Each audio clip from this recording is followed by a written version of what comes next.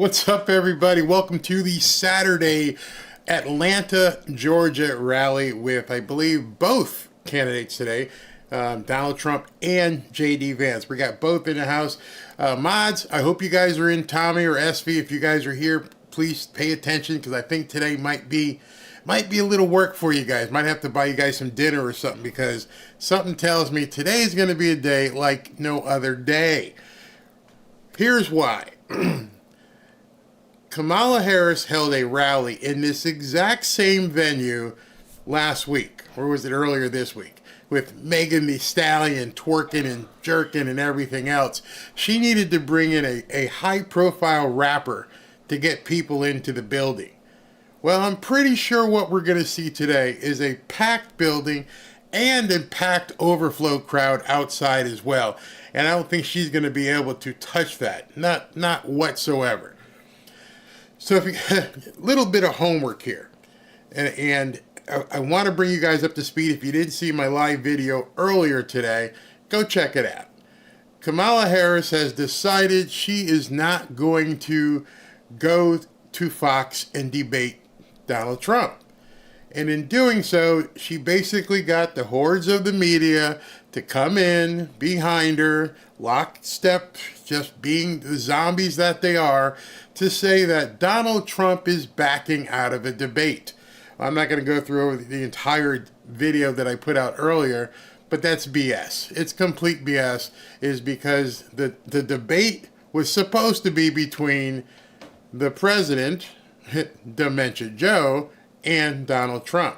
Since they booted out the president and said he can't play, he's not allowed to participate in anything, since they did that, she just thinks, she's the president. She can just assume the position. I mean, she's used to assuming positions. However, in this regard, no one made any agreement to debate Kamala Harris. Nobody said, oh, well, yeah, Joe can't be here anymore, so it's your party.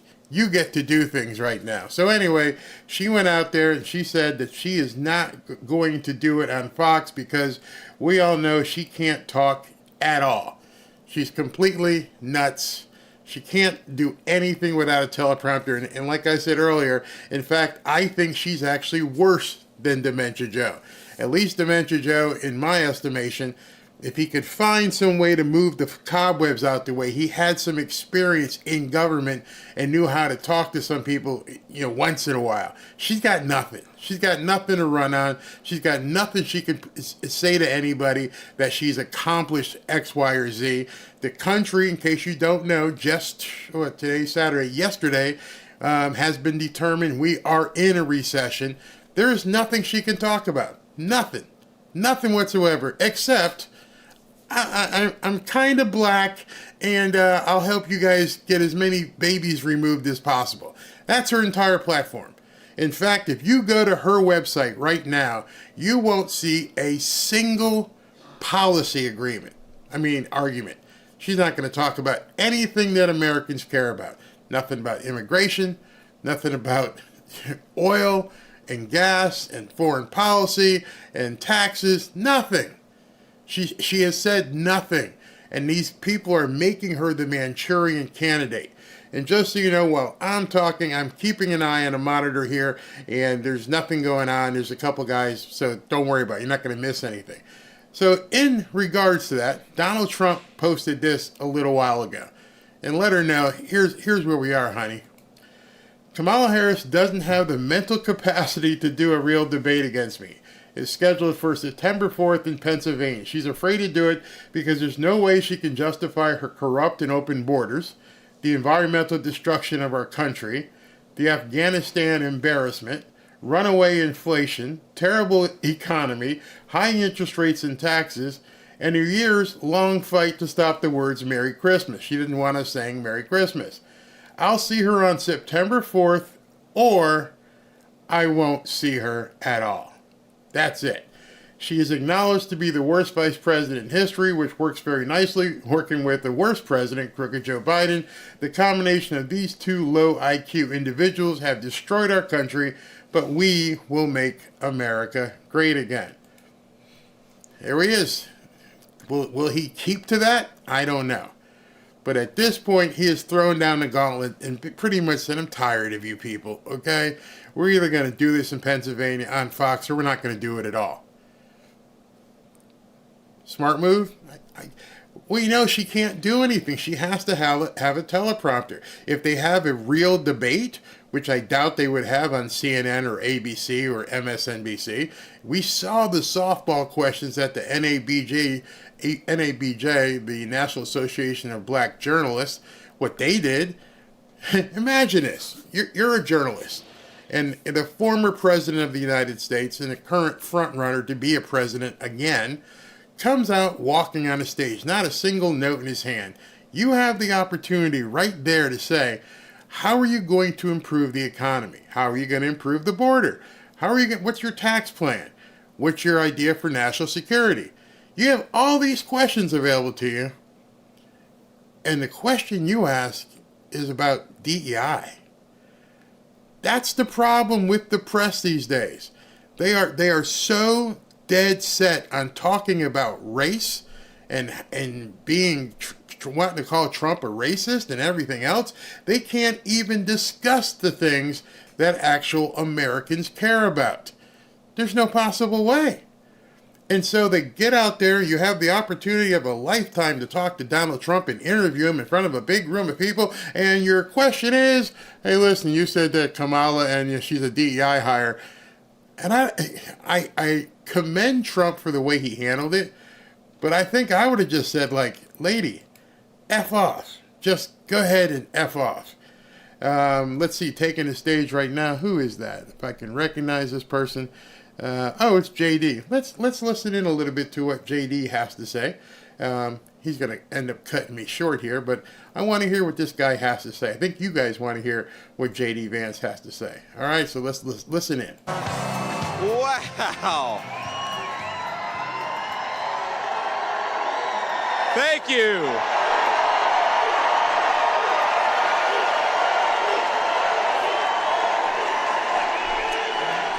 All right, my friends, thank you. Thank you.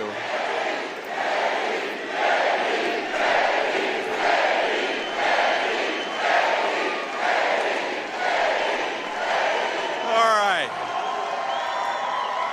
Well, it is great to be in Atlanta. Hello, Georgia.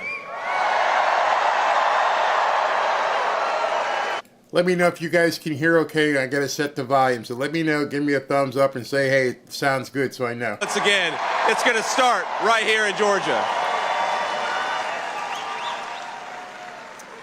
Now, let's recap the last month in political history. We have to remember, just over a month ago, President Trump wiped the floor with Joe Biden on that debate stage, exposing a massive cover-up of the president's mental incapacity. He saved America from 4 more years of the disaster of Joe Biden. And during that same time, Donald Trump accepted our own party's nomination with overwhelming support. We held the most successful convention in history. He took a bullet for this country and didn't miss a single day of work. Now, he did that in 1 month. Just imagine what he's going to do with 4 more years. Ain't that right?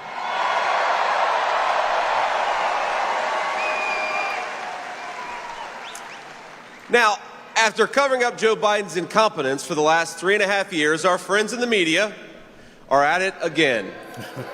This time,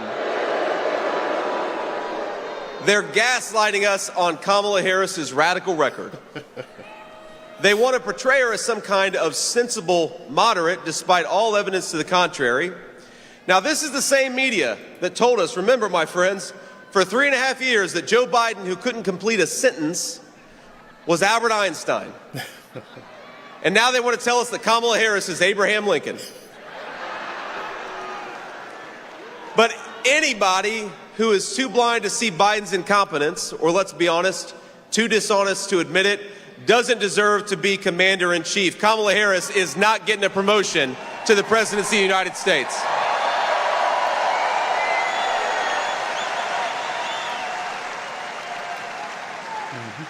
Now, the Democrat Party bosses would like to install her as their new nominee and as the next president. But remember, she has not received a single vote for president. Let's actually give Democrat primary voters some credit, because in their primary in 2020, Kamala Harris was so unpopular, she didn't even make it to the first vote being cast. She wasn't in the top 3 in her home state of California.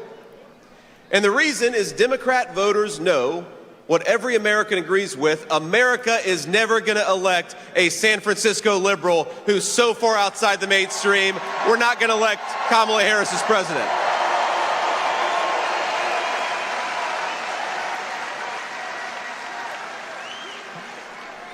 Now let us count the ways of the disastrous policies of Kamala Harris.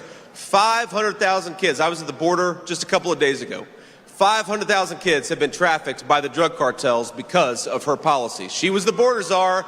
The media lies to you, but she was.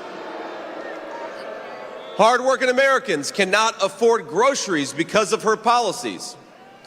Gas and energy are through the roof because of her policies. Housing prices are out of control because of her policies. You cannot let in 20 million illegal aliens to compete with Americans for scarce housing and then raise interest rates, which is exactly what Kamala Harris has done. And people right here in Georgia and all across the country have suffered because of it. Now, the media calls her a moderate, but there's nothing the fake news loves more than a fact check. So let's do a fact check. Kamala Harris was the most liberal United States senator during her entire time in public service. As America's border czar, Kamala Harris unleashed the worst border crisis in American history. 10 million illegal aliens have invaded this country. The total, that's what they say, that's the official number, it's probably more than that. Biden and Harris, on day one, they suspended deportations. They stopped building the border wall. I saw it just a couple days ago. It's sitting there on the ground, ready to be finished, but Kamala Harris won't let them.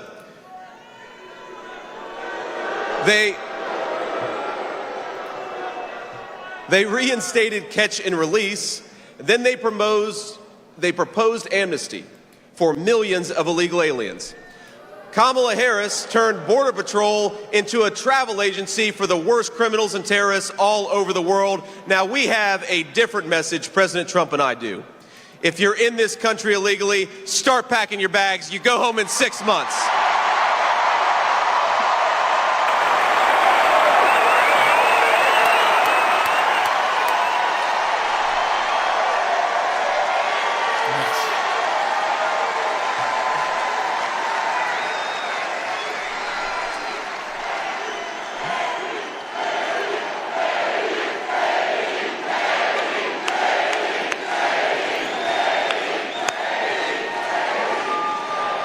But we're not done yet.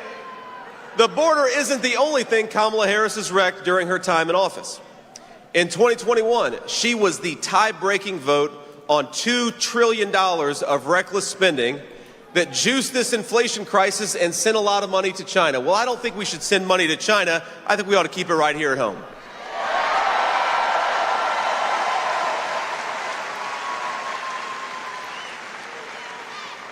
Remember the Inflation Reduction Act, which was really the Inflation is a Disaster Act. She cast the deciding vote, triggered the worst affordability crisis in generations. And at the same time, she said that high gas prices were, quote, the price to pay for democracy. A woman who's never earned a vote for President of the United States. That's the price for democracy. Well, it's not the price for democracy, my friends. It's the price we paid for her failed leadership. Now, Harris wants to ban fracking, ban offshore drilling, take away your gas cars. And by the way, I think in America, you ought to be able to drive whatever the hell you want to, because this is America, and we believe in freedom.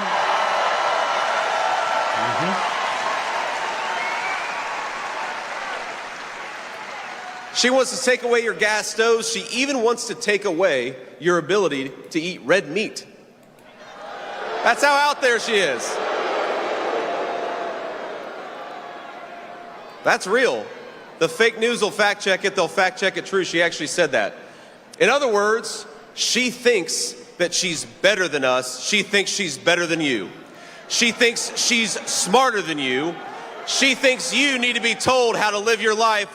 But this November, let's tell the Washington elites, let's tell Kamala Harris, mind your own damn business. We're electing Donald J. Trump, President of the United States.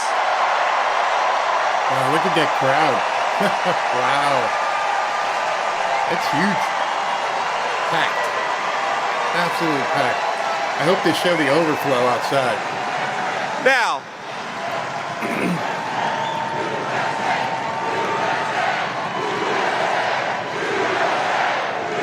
funny you didn't hear any USA chants when Kamala was talking. Not a single time. None.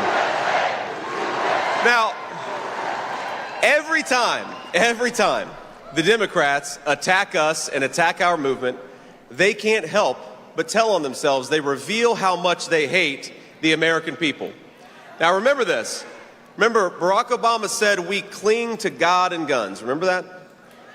Hillary Clinton called us deplorables. Mm-hmm. And now, Kamala Harris says we're weird. Well, Kamala, I'm glad you brought that up. Let's talk about some things that are weird.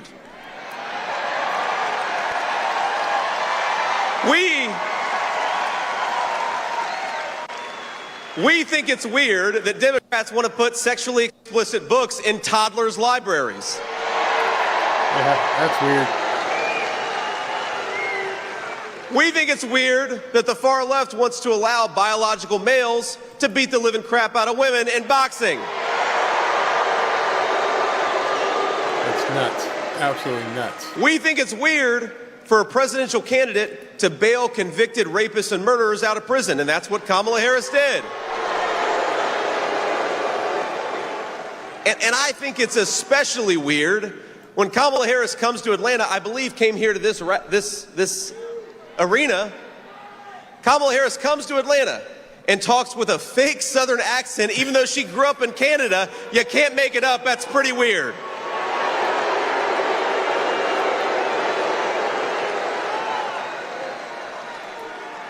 Go watch the clip. She sounded like a Southern belle, even though she grew up in Vancouver. It doesn't make any sense. But on November 5th, she can go back to using her San Francisco accent, because we're going to send her packing and we're going to re-elect Donald J. Trump, President of the United States.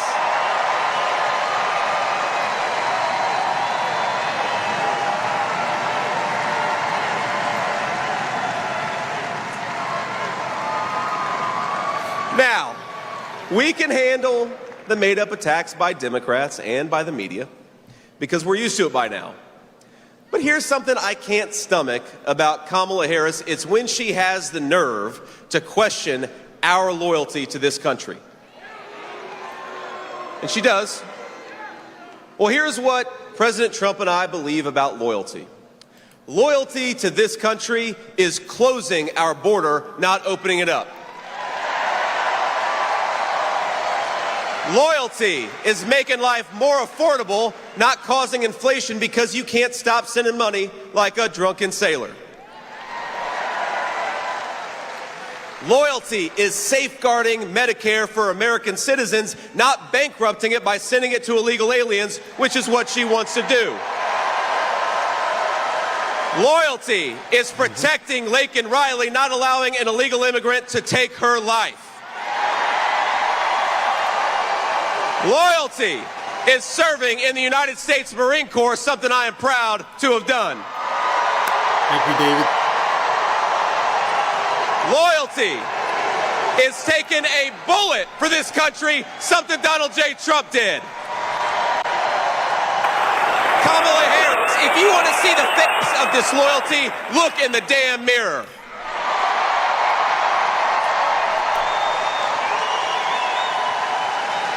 Oh, yeah.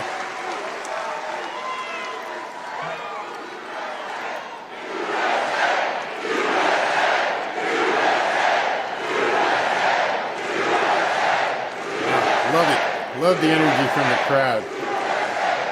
Now, for decades, We've gotten used to it. Politicians in Washington have sold out this country. We got to remember, when the multinational corporations and the lobbyists called their offices, a lot of them traded American jobs for campaign cash. Now, they'd never admit that, of course. They'd brag about trade deals, and they'd promise cheap products. They called it globalization, and that's what it was, sending American jobs to some other part of the globe instead of keeping them right here at home.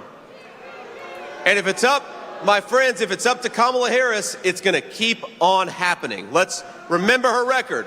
She voted to preserve NAFTA, the very trade deal that sent American jobs to Mexico and turned American dreams into nightmares.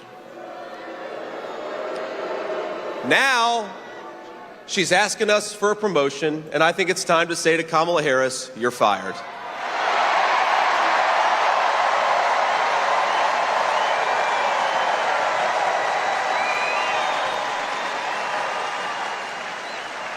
The American dream is dying under Kamala Harris. But we're going to save it. We're going to save it for every American, regardless of color or creed, and we're going to do it when we re-elect Donald J. Trump, President of the United States. That's why we got to do it. You know, President Trump knows a few things that the Washington politicians forgot. He knows that 1 million cheap plastic toys from China is not worth a single American manufacturing job. We're going to rebuild American manufacturing. We're going to rebuild the factories. We're going to rebuild the American dream, and we're going to stamp more products made in the USA. It's a beautiful thing, and that's what we're going to do.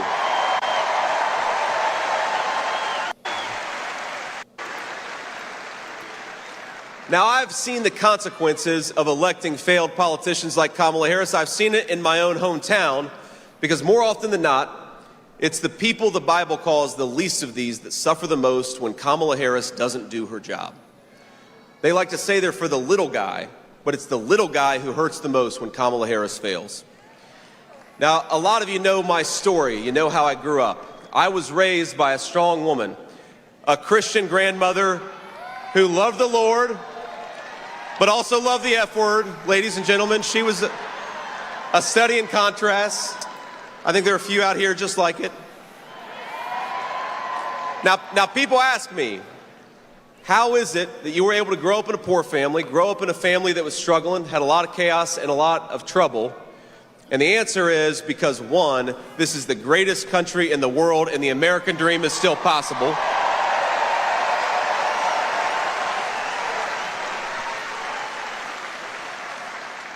The second answer is because I had a mamaw who was tough as nails, and she kept me on the right path. Now, I could tell you a lot of stories.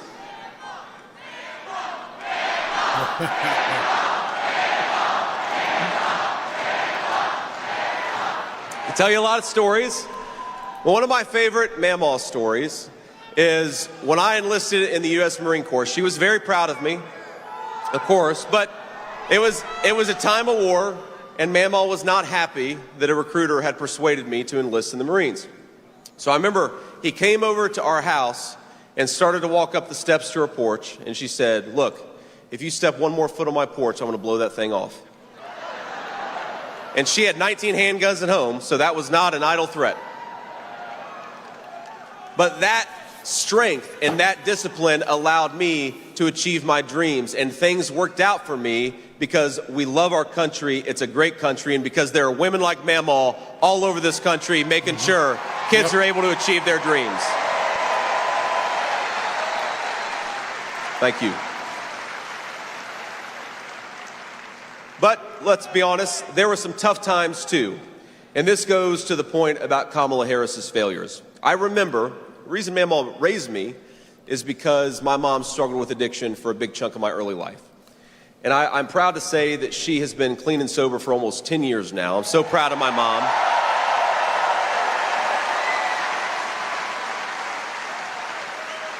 Thank you. And for all those struggling with this terrible problem of addiction, no, there is hope and there is recovery.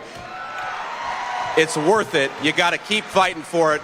but we support you and we support your dreams for second chances. But it wasn't always that good.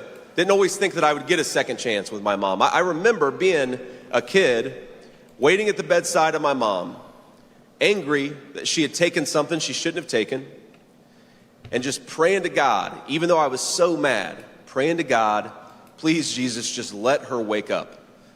Don't let this thing be the thing that took her life. Mm-hmm. And the unfortunate truth, my friends, is that the poison that Kamala Harris has let into this country means there are a lot of kids like me who are not going to have those prayers answered. We're going to remember who we're fighting for. And it's the kids at the side of those bedside tables begging God for their parents to wake up. We're going to make sure that happens. We're going to fight for the people who are struggling in this country.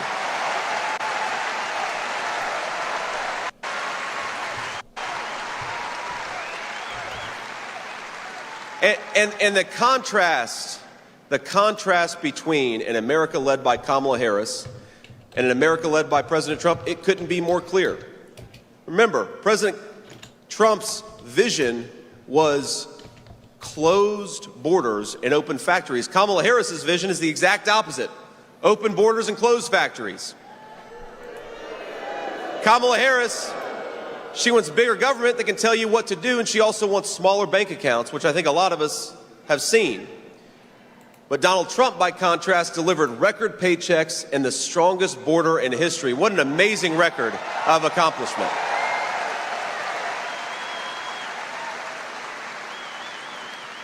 Kamala Harris wants to ban fracking and buy energy from every tin-pot dictator all over the world. Donald Trump wants to drill, baby, drill. Let's get it from our own workers and our own territory.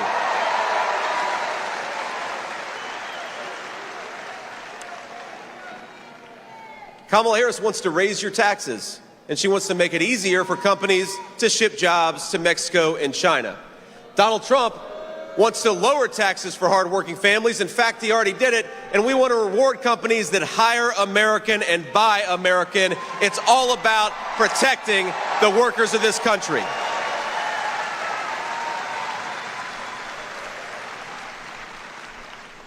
Kamala Harris wants to defund the police and let violent criminals out of jail. Donald Trump wants to lock up the bad guys and back the blue, and he did it for 4 years. He's going to do it again.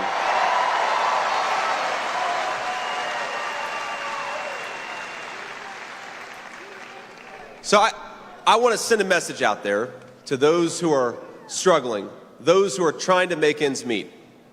If you're scraping by instead of thriving, I know what that feels like.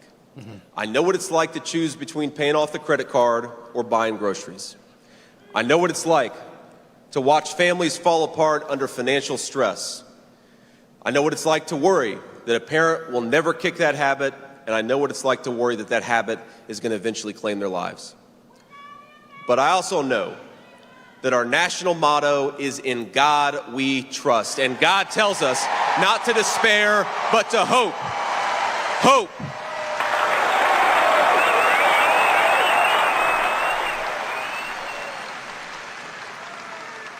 And while the media likes to lie about this movement and this party, this movement of ours is about a simple idea. We love this country enough that we will never give up hope, and we will never stop fighting for a better future for everybody, whether they vote for us or not. If you're an American citizen, we love you, and we're going to fight for you. Now, we know that in this election, the best way to give our people hope for the future is to re-elect the guy who already did it and did it very well, Donald J. Trump, the once and future president of the United States.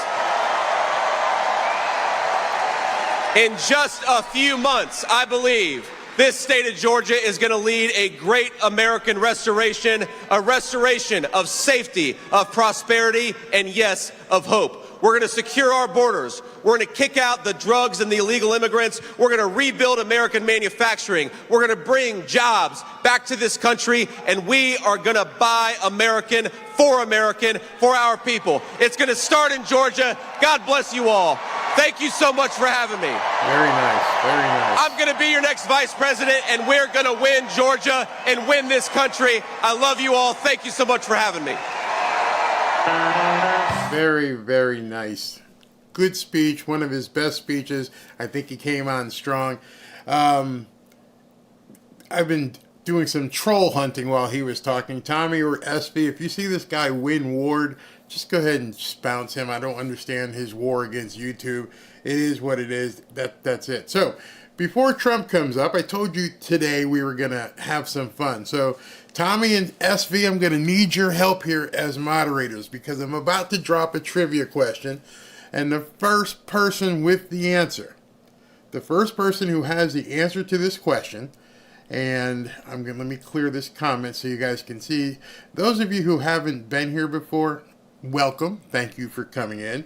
I do every single rally. I show it, and well, not every single one. I had gone on vacation a couple weeks ago, but we also have fun. I do giveaways. I do trips. I do restaurant certificates, and I do cash.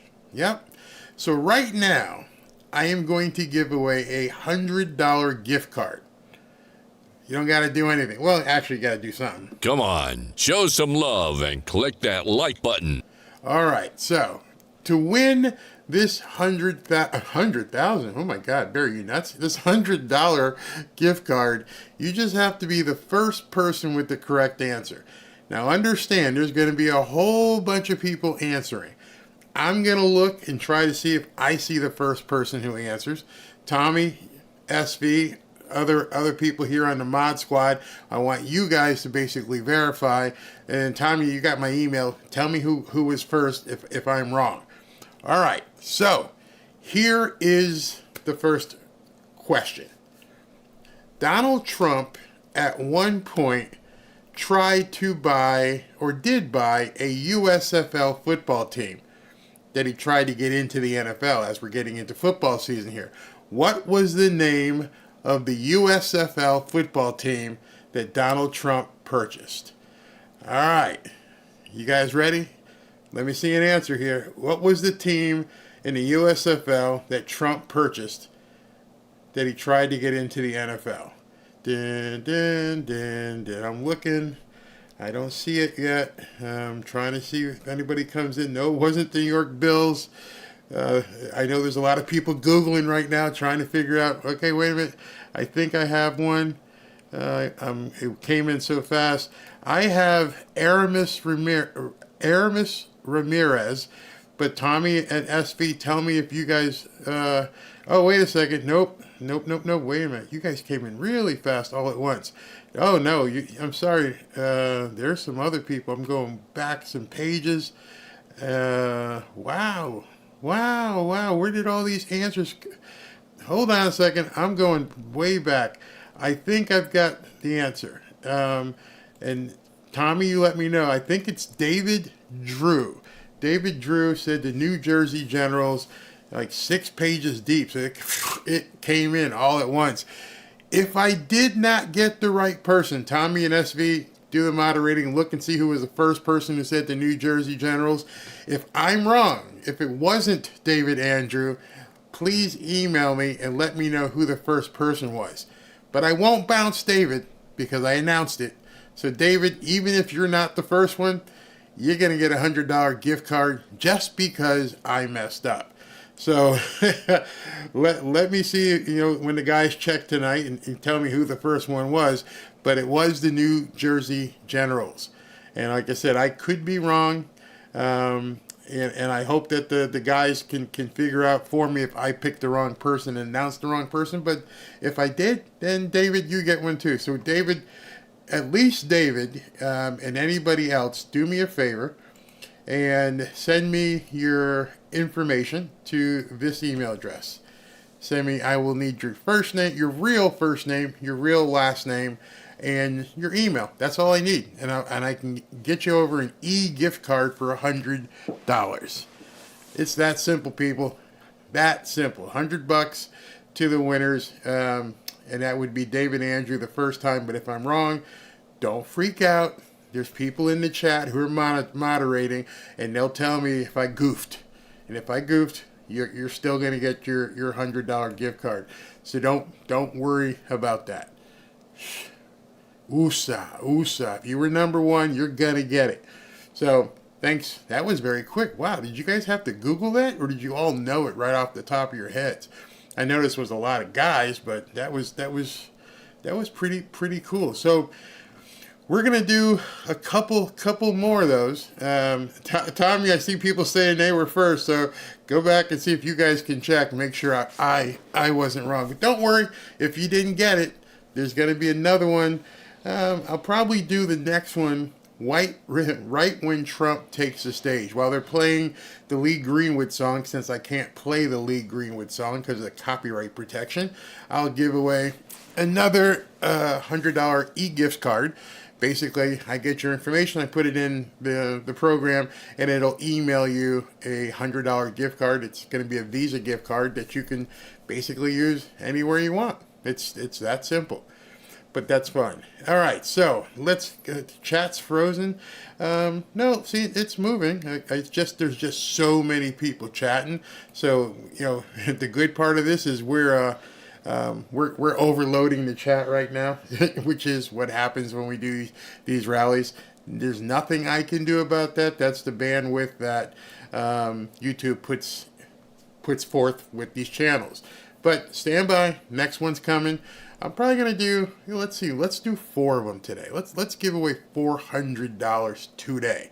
Everybody in for that? Everybody gonna watch? So I'll tell you the timing, because I'm not gonna interrupt Trump while he's talking at all. Obviously, not gonna do that. But we'll go ahead and give it away right before he gets in, and then we'll do 2 after he gets off. So we'll do that, and that'll be fun. And what enables me to do that is, some of the people that I work with. I don't know if you guys have seen all this insanity. I mean, absolute insanity that's going on. I hope they're not going to try and do it to us again with this whole bird flu. It's crazy. But be prepared. I'm not sure if you know this, but the Biden administration just gave Moderna $176 million for a bird flu vaccine just last month. It's kind of a head scratcher, because you have to wonder why. Now, I've seen some headlines in the mainstream media about the bird flu and PCR testing on animals. That's some seriously scary stuff. But what really scares me is this bird flu summit coming up in October. It's literally 1 month before Election Day. I have no idea what they're cooking up, but you better get prepared for what they may have in store for us. Think of it as rational readiness. Luckily, the wellness company is a step ahead of what's going on. Their Contagion Emergency Kit has a variety of medicines to treat respiratory illnesses. These are the very same meds that you would get in the hospital if you were already sick. And you know exactly what meds I'm talking about. Those meds that were scarce before. Ivermectin and hydroxychloroquine, and all the others listed on this page. The Contagion Kit is hand-selected and approved by the Wellness Company's medical board, led by Dr. Peter McCullough. Get the Contagion Kit and save over $30 with code BARRY. All you have to do is go to twc.health/Barry and use the promo code BARRY, or just scan the QR code on your screen right now. All you have to do is fill out a quick intake form after checkout, and your meds should arrive in under 2 weeks. Your Contagion Kit is board approved with all of the red tape removed. The Contagion Kits are only available in the United States. So to get your Contagion Emergency Kit, go to twc.health/Barry to save $30. There's a lot of crazy stuff happening, and as we approach the election, it's probably going to get even crazier. So be prepared. That have been said, but I want you guys to pay attention to what has been done. They don't want to talk policy. They just want to use propaganda to steal your vote. The left is trying to tout this woman as a savior for the black community, but all she's done is hurt the black community since she came into the game.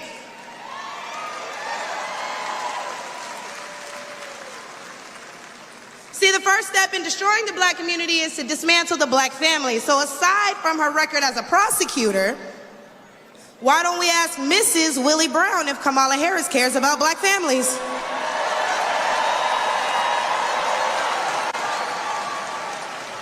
I wonder if Mrs. Willie Brown, a black woman, is also with her. A few days ago, President Trump said he didn't know Vice President Harris was a black woman. I'm trying to figure out what all the outrage is about because she's only black when it's time to get elected. Did I lie? The same black people who are mad at Trump for being confused about her race, ethnicity, nationality, whatever, are seemingly forgetting that while you're touting her as a savior for black people, she identifies as an Asian woman. She chose her side and it wasn't ours. When asked if she would ever do anything specifically for black people, she said no. Whereas Trump gave us the Platinum Plan, which specifically uplifted the black community by increasing capital by almost $500 billion, creating 500,000 new black businesses, and would give black churches the ability to fight for federal resources for their communities. Oh, she did. she went there. She went and called Kamala Harris Willie Brown's side piece. Whew. Man, she went there. I couldn't believe it. Couldn't believe it when I saw her. Her name, I believe, was Michaela Montgomery, and she's a part of a large group of people from Atlanta, black people, who are at this Trump rally. Something I'm sure is causing Kamala at this point quite a bit of consternation. There's no twerking going on. There's no Megan Thee Stallion shaking her butt along with her dancers. There's just Trump, JD Vance, and some really good patriots talking. And the place is packed. Absolutely, absolutely packed. Kennedy is the remedy. Yeah, he could help out with this bird flu crap. Kamala Harris left her way to the White House. You know, I don't know the whole story with the Willie Brown thing, but there's a whole lot of people who do know the full story, and they've been talking, man. They have been absolutely talking. She hit the nail. Hey, Anthony, she hit the nail right on the head. Yes, she did. And so as we're waiting, I got another video I want to show you. I want to make sure I got enough time. I'm checking. Trump is 15 minutes late. So I'm going to play this video. This was something that played on CNN today. And it's very interesting. So if I'm going to play it, but if for some reason I got to cut it short because Trump takes the stage, you'll know why. But in any event, here, you're going to enjoy this one. So this is, let me do this setting. They send this guy, this hipster reporter, into a black barber shop. No, it's not staged or anything. Of course it's staged. And he still, I mean, he gets some people who have a problem with Trump, but he doesn't get the answers that he's hoping for. Check this out. Is Kamala going to make you a little more likely or less likely to vote Democrat? Hold on, wait, first, Ray, hold on, Ray. Is Kamala black, yes or no? I'm going to let her speak on that. But to me, no. Oh, is Kamala black, yes or no? I share that same view. Wow, is Kamala black, yes or no? I heard she was. I heard she's half black and half Asian. It feel like she black when she want to be. Ooh, how much does that hurt? How much does that hurt, Kamala? You're in a black barbershop and the people in the black barbershop can't determine whether or not you're black. That's pretty bad. That's very bad. I'm going to be honest. I'm just going to be honest. I feel that same.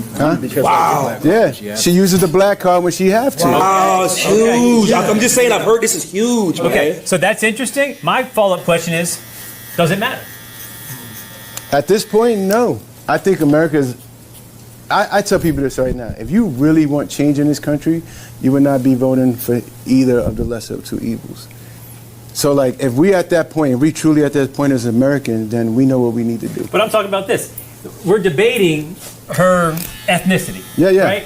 And we're hedging, right? Maybe. Does it matter? It doesn't matter. If she came out tomorrow and was like, yo, I'm black. That don't mean nothing to me. Obama was black. Right. Doesn't mean anything to you. No. Wow. Now, hold on. Do you think, though, let's flip it a little bit further. Does a black candidate maybe understand your background, your needs better than a candidate who's not? If they've come from our background. Well, so let's get away from that. All right, so what you got here is 5 guys in a barbershop. So if you want to do math or something, each one of those guys that says they're not too keen on Kamala is 10% away. Remember, Trump does not have to win the black vote. He just has to take a high enough percentage away from her. So as you're looking at this group, and there's 5 guys there, if 3 of them say, I would think about voting for Trump, you have to understand that's 60%. If 2 of them say, I'm okay with Trump, that's 40%.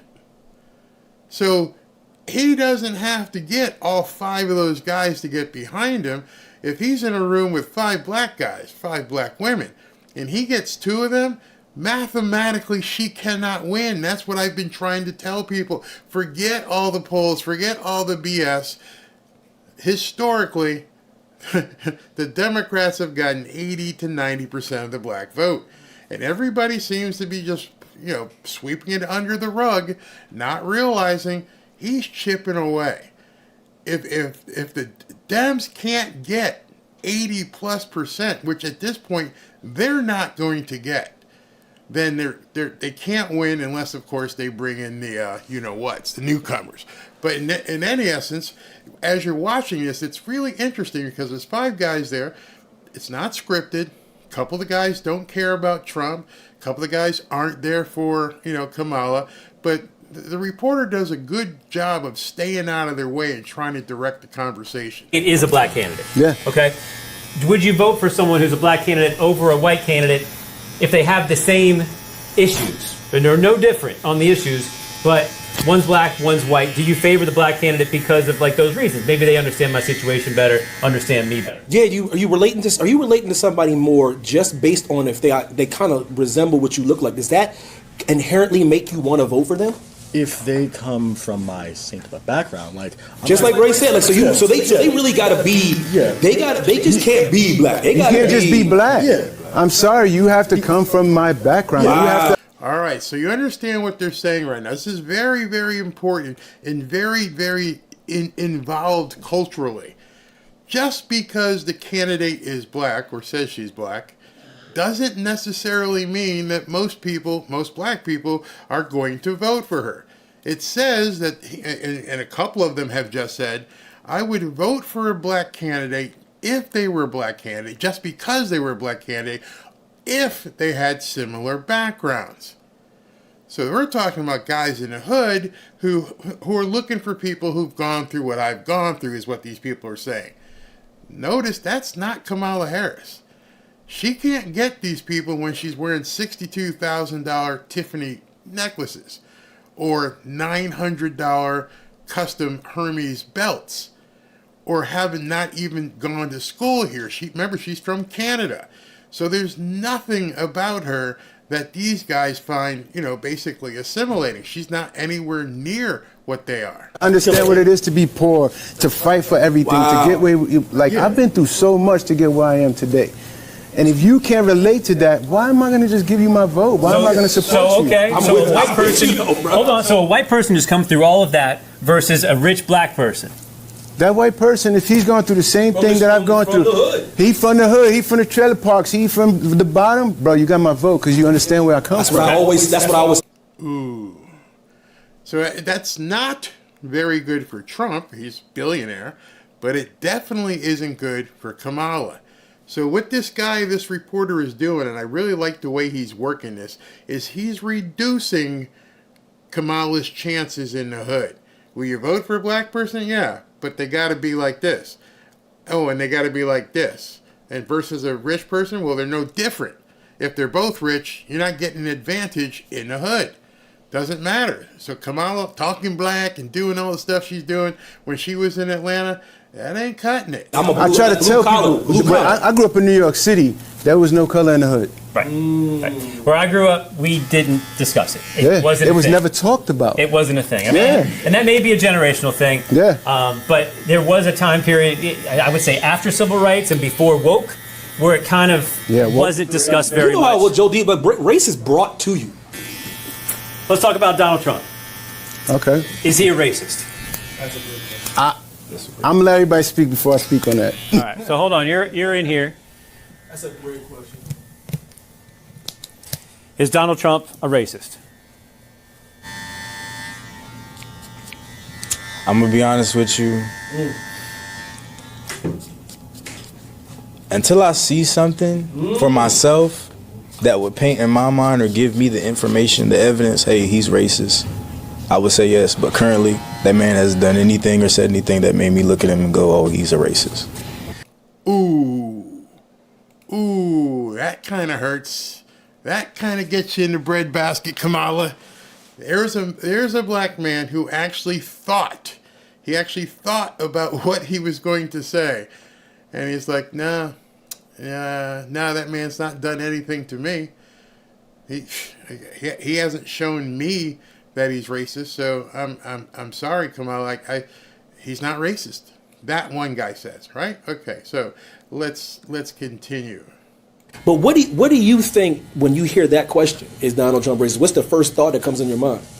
It has been painted in the media for him, because they take sound bites of him, they take his speeches, and they can turn them into him targeting one specific type of race in a sense like that. But like him, unless there's a defining image of him being racist, then he's racist to me. That's 2. So that's 20%. For those of you who are counting, that's 2 people who just said, "No, man, he's not a racist at all. Nope, can't see it." Donald Trump racist? I think he's racist. That's my honest opinion. Tell me why. All right, so this guy is one who thinks he is racist. So again, don't have to win them all. This is why I thought this was a great video.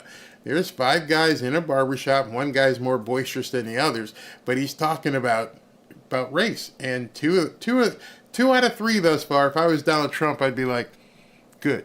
So I got 2 out of 3. Yeah, I'm good with that. Because I'm not saying you're wrong. This is what we're just talking.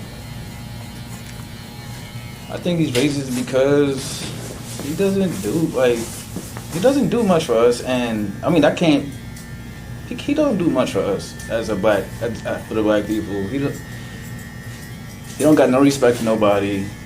I just don't like the man, honestly. I think he's a joke. Bingo. There you go. It wasn't racist. I just don't like him. What Donald Trump has to do, and it's stressed to people, is you don't have to like me. You don't have. We may never be people who sit down and break bread together. You may never want me in your house. You may never want to shake my hand. But what you do want is what I can give you. I can give you more money in your pocket. I can keep these newcomers from coming into your neighborhoods. I can keep your local government from just basically casting you aside in favor, instead of dealing with you black people here in your area. I can help you with not having to pay as much taxes. I can get you back to work. I can get you cheaper gas prices. You don't have to like me. And it's funny, I watched a movie one time where the guy was on trial for murder. It was a movie. And the guy was an absolute tool. And the lawyer said that. Yeah, he's a nasty guy. He's a pain in the ass. And if I ran across him in a bar, I'd probably end up punching him in the face. But all of that doesn't make him a murderer. And I just thought I wish I didn't remember what movie that was. It was a great soliloquy. But, okay, so he just doesn't like him. That's his conviction at this point. Let's go keep going. Honestly, This is my opinion. this is why we're having this conversation. Yeah, and sometimes I just can't watch them. I just turn my TV off, honestly. So that was the end of the video. I didn't get to the other guys, and I'm watching the stage right now. Nothing coming on. But let me ask you, what do you guys think about when you start hearing, like Michaela earlier, and these guys in the barbershop? What do you think? How does it come across to you in terms of hearing black people in basically, I think that was New York, in Brooklyn, who have an idea as to what Kamala really is? And with the media, they're letting you think, based upon having Megan Thee Stallion and everybody else, that everybody, all black people want Kamala Harris. That's just what it's going to be. And it's not. Trump is the last chance to save America. Yeah, he came across as uneducated to me, but you know what? He has a vote. Whether he will vote or not, that's up to be, we need to find out. We'll see. We don't know how many of these people are actually going to go to the polls, but the educational level is not a prerequisite for voting for somebody. I think this is great. It destroys the narrative. Yeah, I'm shocked that got shown on CNN, and I find it odd that they cut it. I didn't cut that. They cut it before it continued. So that was very interesting as well. I'm going to see if I can't find the rest of it somewhere, because somebody obviously has a cut of that. If Harris wins, I'm leaving the country. Yeah, you may be.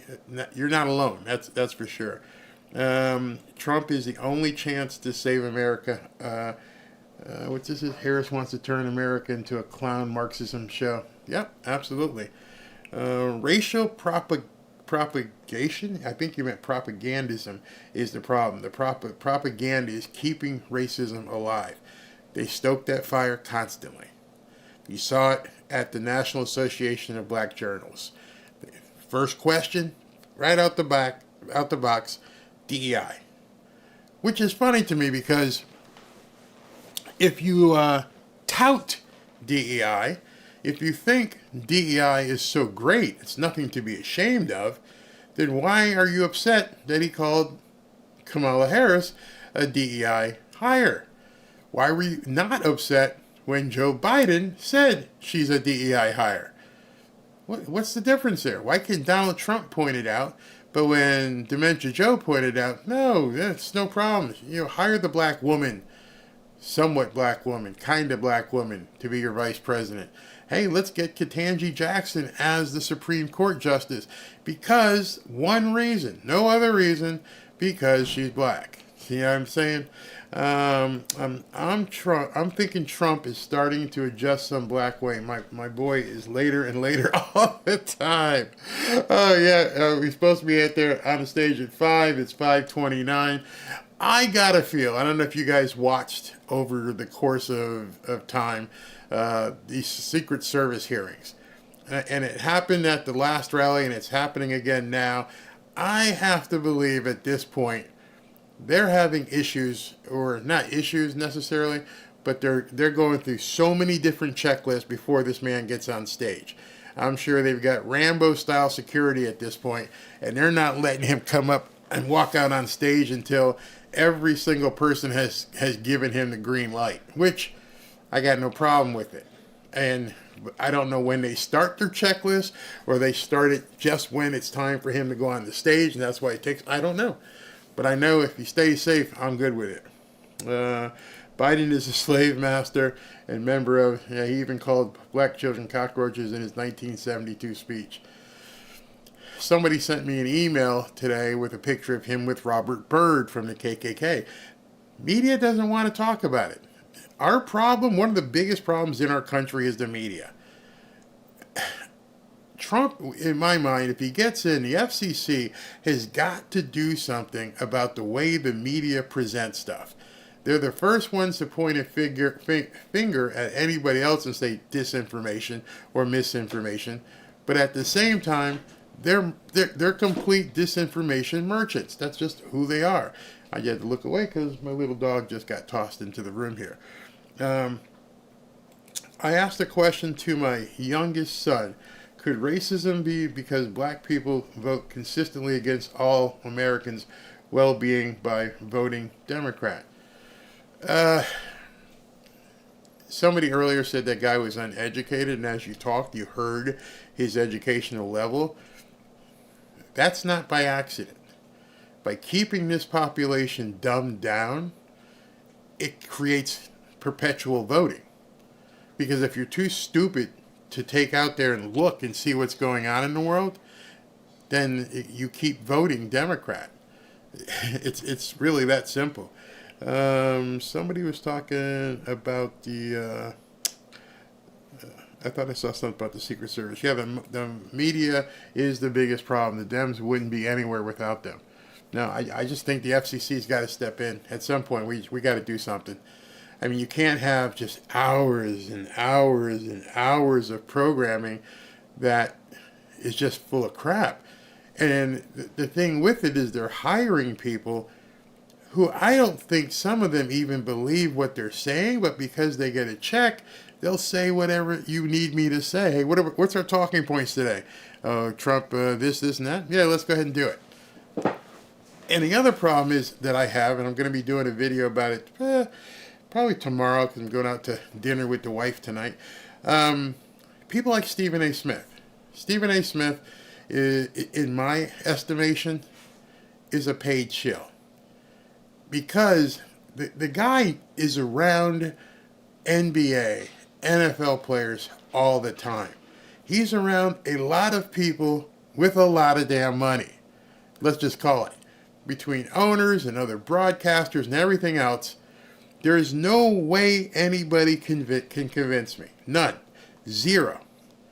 That somebody making $5, $6, $7, $10, $12 million a year plus can vote for a Democrat candidate. Can't do it. I know you're not getting a free get out of jail card for paying your taxes, so I gotta believe you'll say all this, but when you close the curtain and go in there and pull the lever, I think you're going like this and saying, boom, Trump. There's no way. Can you imagine the kind of cognitive dissonance you would have to know that this woman wants to raise your taxes to potentially 60, 70, or 80%?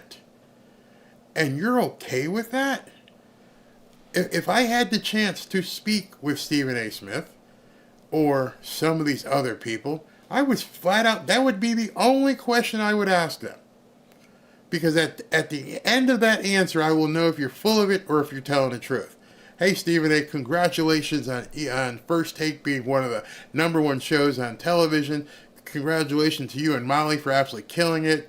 Your new contract, $12 million a year. Yeah, congratulations. Because I'm going to show respect, not like that chick that talked to Trump. I'm going to show respect. You got game in the media. Now my question to you, Mr. Smith. Are you okay paying 70 to 80% of your income to the federal government? And I'll just shut up. Don't lie to me. Don't lie to me. If one thing I know is black people don't want to give up the money. And I don't mean that to be a racist statement. I'm just telling you a fact. So when I ask you that question and I sit back and wait for your answer, don't lie. No. It's a very simple question. Are you prepared to give up 70, 80% of your income because, what Kamala wants to do because she's so great? Tell me if you've ever met anybody who could answer that question and say, yeah, I'd give up 80% of my income. It can't be possible. I see some of these guys in here have been Dolphins fans. And, we watch how these contracts evolve. We watched these players get $40, $50, $60 million a year. The Miami Dolphins quarterback just got like $53 million a year. The Green Bay Packers quarterback just got like $55 million a year. Okay, good for you. Hope that works out for you and your family. You're set for your life. But can I ask you a question? Are you prepared to give up 80% of that to the government? No, that's the only question I have. Because when you say no, I know you're not voting for Kamala Harris. LeBron James, you're almost at $1 billion, right? Yeah, awesome, dude. You giving up 80% of that to the government? That one question will tell you whether someone's full of it or not. That's all you got to do. Just ask them that one question. And I'd be surprised if you got anybody. Nope, I get taxed a lot, people say. So not everyone was guiding missiles. Let's see here. There are people still out there who think inflation is great for this country. It doesn't bother them because of who is the president. I didn't say inflation. That would be a second question. If you're making $30 million a year, I don't care about inflation. It doesn't matter at all. A loaf of bread costs $10. Doesn't matter. I'll pay it. I got it. I ain't worried about it. That's not what I said. Inflation is basically worse for people who can't afford things. When you go to the store and things cost more, those are people who have to watch pitching pennies. Like, oh man, my grocery bill is going to be $300 this week. LeBron James ain't caring about $300 grocery bill. Doesn't care. In fact, he probably doesn't even shop. He's got someone, he pays more than $300 to go get his damn groceries. Here, I want this in my refrigerator all times, 24.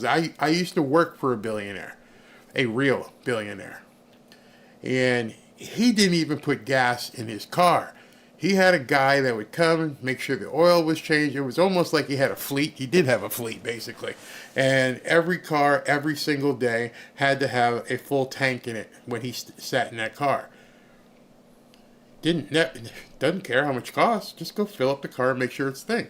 But on the other hand, I know if I asked him, are you okay giving up 70% of your money?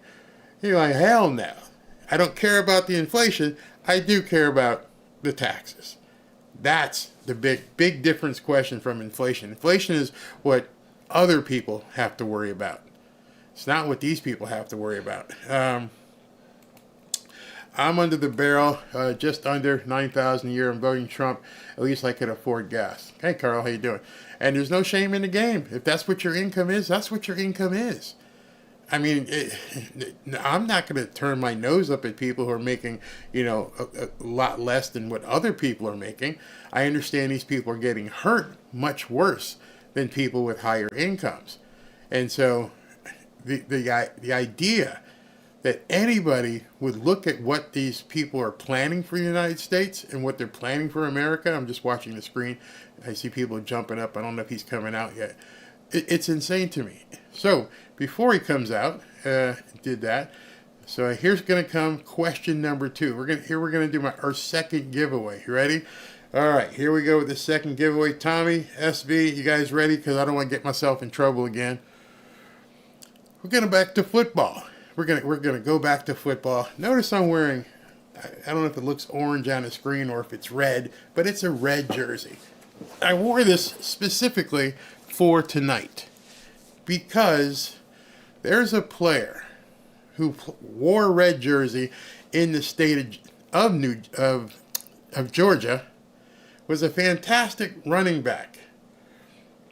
And he ended up playing for Donald Trump's New Jersey Generals. Who was that running back who wore the red jersey of the University of Georgia and then ended up being playing for him at the New Jersey Generals? Wow, some dude said F my football trivia. Okay, I'll do something different next time. All right, who was that player that played for Georgia and for the New Jersey Generals? And I'm scrolling, and I'm scrolling, and I'm scrolling. Uh-oh. I think I got one. I think this one was first. Okay. I've got Patrick. Patrick, hey, do me a favor, guys. If Patrick wasn't first, can you scroll back? Tommy Lawrence and SB. So Patrick was the guy I found to be number 1. And if I was wrong, I would still going to pay Patrick. So let me know if Patrick was the first person to say Walker. Herschel Walker was the answer to that question. Patrick, what I need you to do is email me at this address with your real name, your real last name, and obviously your email address. And we'll get you out a $100 Visa gift card next week, on Monday. So we've given out 2 thus far. We've given out 2 $100 gift cards. That's what we do here when we have some fun. All right. Somebody, I won't do football. I had like 4 football, 4 football questions to ask, and somebody said F your football trivia. So I won't do football next time. Next time I'll do it. I'll go ahead and make it non-football. So you're going to cause me to, while Trump's speaking, find 2 other questions for. Says I can't use my football trivia. I got mad. He actually got mad at me. He said F you and your football trivia. That's crazy. Come on, bro. Football people are F's. Why you get so mad, bro? Why you get mad at the football? The first question I did have, what was the answer? Oh, New Jersey Generals, and I picked somebody, but there's been some complaints that he wasn't the number 1 guy, so I have to figure out if he indeed was the number 1 guy. So we're going to get that straightened out, make sure that's good. So, and the reason we're talking about taxes and everything is because I've been seeing a lot of crazy stuff on Twitter. I mean, my wife has sent me some stuff where people think, you saw what happened on Friday, where the stock market basically pooped the bed. And it's a scary time right now. It's a very scary time with people wondering what's going to be the next thing they thrust upon us. Or are they going to crash the Federal Reserve? Or are they going to just keep us going down into even further recession? Or are they going to... There's even some talk about the entire internet system going down in the next couple of weeks. It's terrifying out there. And then, of course, you may have heard, watch what happens on Monday. Monday could be a really, really awful day. Warren Buffett sold off 50% of his shares of Apple. He is the guy that they modeled basically E.F. Hutton after. Why did he dump 50% of his shares of Apple? I can't tell you. But it's going to cause a ripple come Monday. So you need to begin doing yourself a favor, just like I am, and get yourself ready for what may be coming. Whatever you can do, hedge your funds, get some money out of your IRA, put it in gold, put it in bonds, put it in silver, but do something. You know that inflation is still on the rise all across America, and our dollar is being devalued more and more every single day by the Federal Reserve and their massive money printing schemes. So you have to ask yourself, are my investments really safe? I doubt it. Listen to this. Government debt is growing at the rate of $1 trillion every 100 days. Since 2020, every dollar in your wallet has lost 24% of its purchasing power. And in just the last 18 months, what you need to survive as a family, your groceries, your necessities, have gone up by $11,000 per family. These are unsustainable and outrageous numbers. That's why I'm recommending that you call my friends at Lear Capital. They'll show you how easy it is to move some of your assets into gold and silver. You know, assets that are growing in value instead of keeping them in a dollar, which is declining in value. And as we approach the election, and with all the volatility in the world, now is the time to take some action. Call Lear today at 800-601-5430 or go to learberry.com. When you go to Lear, you'll be able to download a de-dollarization guide. It will show you specifically how your dollar is deflating every single year. There's no obligation, it's just free information. You'll learn how to protect your hard-earned money with gold and silver. Just so you know, Lear has over 27 years of experience, thousands of 5-star reviews, $3 billion in trusted transactions, and is the only company with a 24-hour risk-free purchase guarantee. Call Lear at 800-601-5430 or go to learberry.com. And when you give them a call, ask how you can get $15,000 in bonus gold with a qualifying purchase. All right, we're back. It is now, you guys can tell what time it is. It is 5:45, and Trump, they've got it focused on the tunnel, so he may be beginning to make his walk out, but as of right now, he has not walked out. It's funny, those ladies that he always talks about that come to every one of his events, they're right there by the, and let me see if I can put this on without the music. Yeah, okay, so you see, I don't know, you can't see my mouse, but the ladies right there in that first balcony row, those, I forget who they're called, but they go to all his events. Don't know how they do it. Anywhere in the country, they go and they get into his events. But as of yet, he has not walked out. As soon as he walks out, we'll get back to it. We'll get back to it. Let's go ahead and take some more comments. So, Lonnie had said this gold hit an all-time high.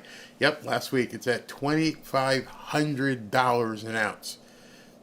I'm getting nervous. Don't get nervous. Like I told the lady the other day, don't get worried. Do something. Do something. I can tell you what I'm going to do personally. Tomorrow, I'm going to be one of the first people at the bank, and I'm going to basically get cash out the bank so we have a... and it's not just because of what's going on. We're in hurricane season. I'm sitting here praying that our stream doesn't go down today because we got some disturbances coming in through the Gulf. Not a hurricane, but we do have a tropical, not a tropical storm, but a storm that's blowing through. So I got a new battery backup that's sitting down there. Everything seems to be fine. No beeping, but just in case. So in any event, we're into hurricane season, which tells me we need to pull out a certain amount of actual cash and have that on hand in case something happens. But we also are going to increase our gold reserves as well. Weirdo here. What's up, weirdo? We're all weirdos, all of us. Lenny, okay, Lonnie says he's nervous in a good way. Okay, good. Hey man, Gene. Greetings from San Diego, California. All in for Trump 2024. Yeah, you gotta get the people out there on the left coast to get their heads out of their butts out there. Bet give a bank a heads up. They won't have any cash on site anymore. I know. Isn't that crazy? Hey, like I'm looking at my account online, but where's the money? They don't even have people in there anymore. You walk in there, there's like one person who does the drive-through and the front counter, and there's a couple of people that are working in offices because it ain't for me. But down here, a lot of the banks have what they call private bankers because these people in Boca roll like that, and they have personal bankers assigned to them, so they never even go to the counter. They just walk in on appointment basis only and talk to their people. Not on your side, Barry. Coming my way on the west side of the state. Oh, so it moved. Whew. I'm good. I wish you luck, but we're good then if it turned. Great. Great. People are so full of disrespect in today's society. Yes. Is the gold insured? Absolutely, it's insured. Give those guys a call and they will talk to you about it. On the previous lives, I had no ad interruptions. YouTube ads every 5 minutes. Well, I can't say nothing about that. That's just YouTube. I know a lot of people think we control it. Now, we only have one button to push. We have one button that says, basically, do you want ads to be shown? Which, of course, we do. But if they see a lot of engagement, if they see a lot of people, they're like, well, we're going to make some money, so we're going to push more ads. So that's how it is. Nasara. Okay. But I, what's it say? But I won't click through. Okay. People don't understand that we need Trump in office. What I think people don't understand is why we need Trump in office. See, that's the thing that the media basically tamps down as well. But Trump's going to have to find a way to get the word out. Why do you need Trump in office? That's why she doesn't want to go to a debate. If she goes to a debate, think about it, and she has to discuss the actual issues, she can't win. If she goes to CNN or MSNBC, they're going to talk about the same old crap. Racism, DEI, baby removal. Come on, man. Let's contain it to just these 5 issues. And you know what they are because you care about them. Any breathing American should care about immigration, the economy, the recession that we're now in. Lest you doubt that we're in a recession, I'm going to make a video on that. We are most assuredly in a recession. Now, how does that affect you? Well, as a, how do I say this without sounding bad? There's an old saying by John Rockefeller. He says that the time to buy is when blood is running in the streets. I've been accused many, many times of being a vulture and things of that nature. But this is when the economy is good, everybody's making money. When it's bad, you have to know how to make money. Many, many, many people know how to make money in a down economy. Is it vulturish? Well, put it this way. If Citibank is going to take somebody's house versus that person selling the house, albeit at a steep discount, they can get money to move on. They don't get the bad credit because they don't get the foreclosure on their record. But I can't tell you how many people have called me a vulture. And I'm like, I'm doing these people a favor. I'm helping the economy.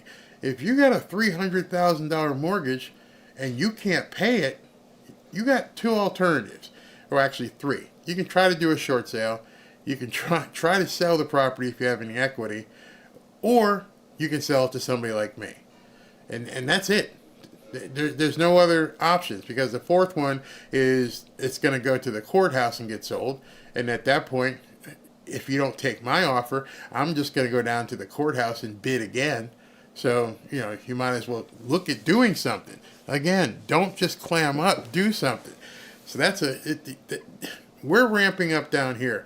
When we see the signals like recession, we know people are going to get hurt. Unfortunately, I didn't cause it. You didn't cause it.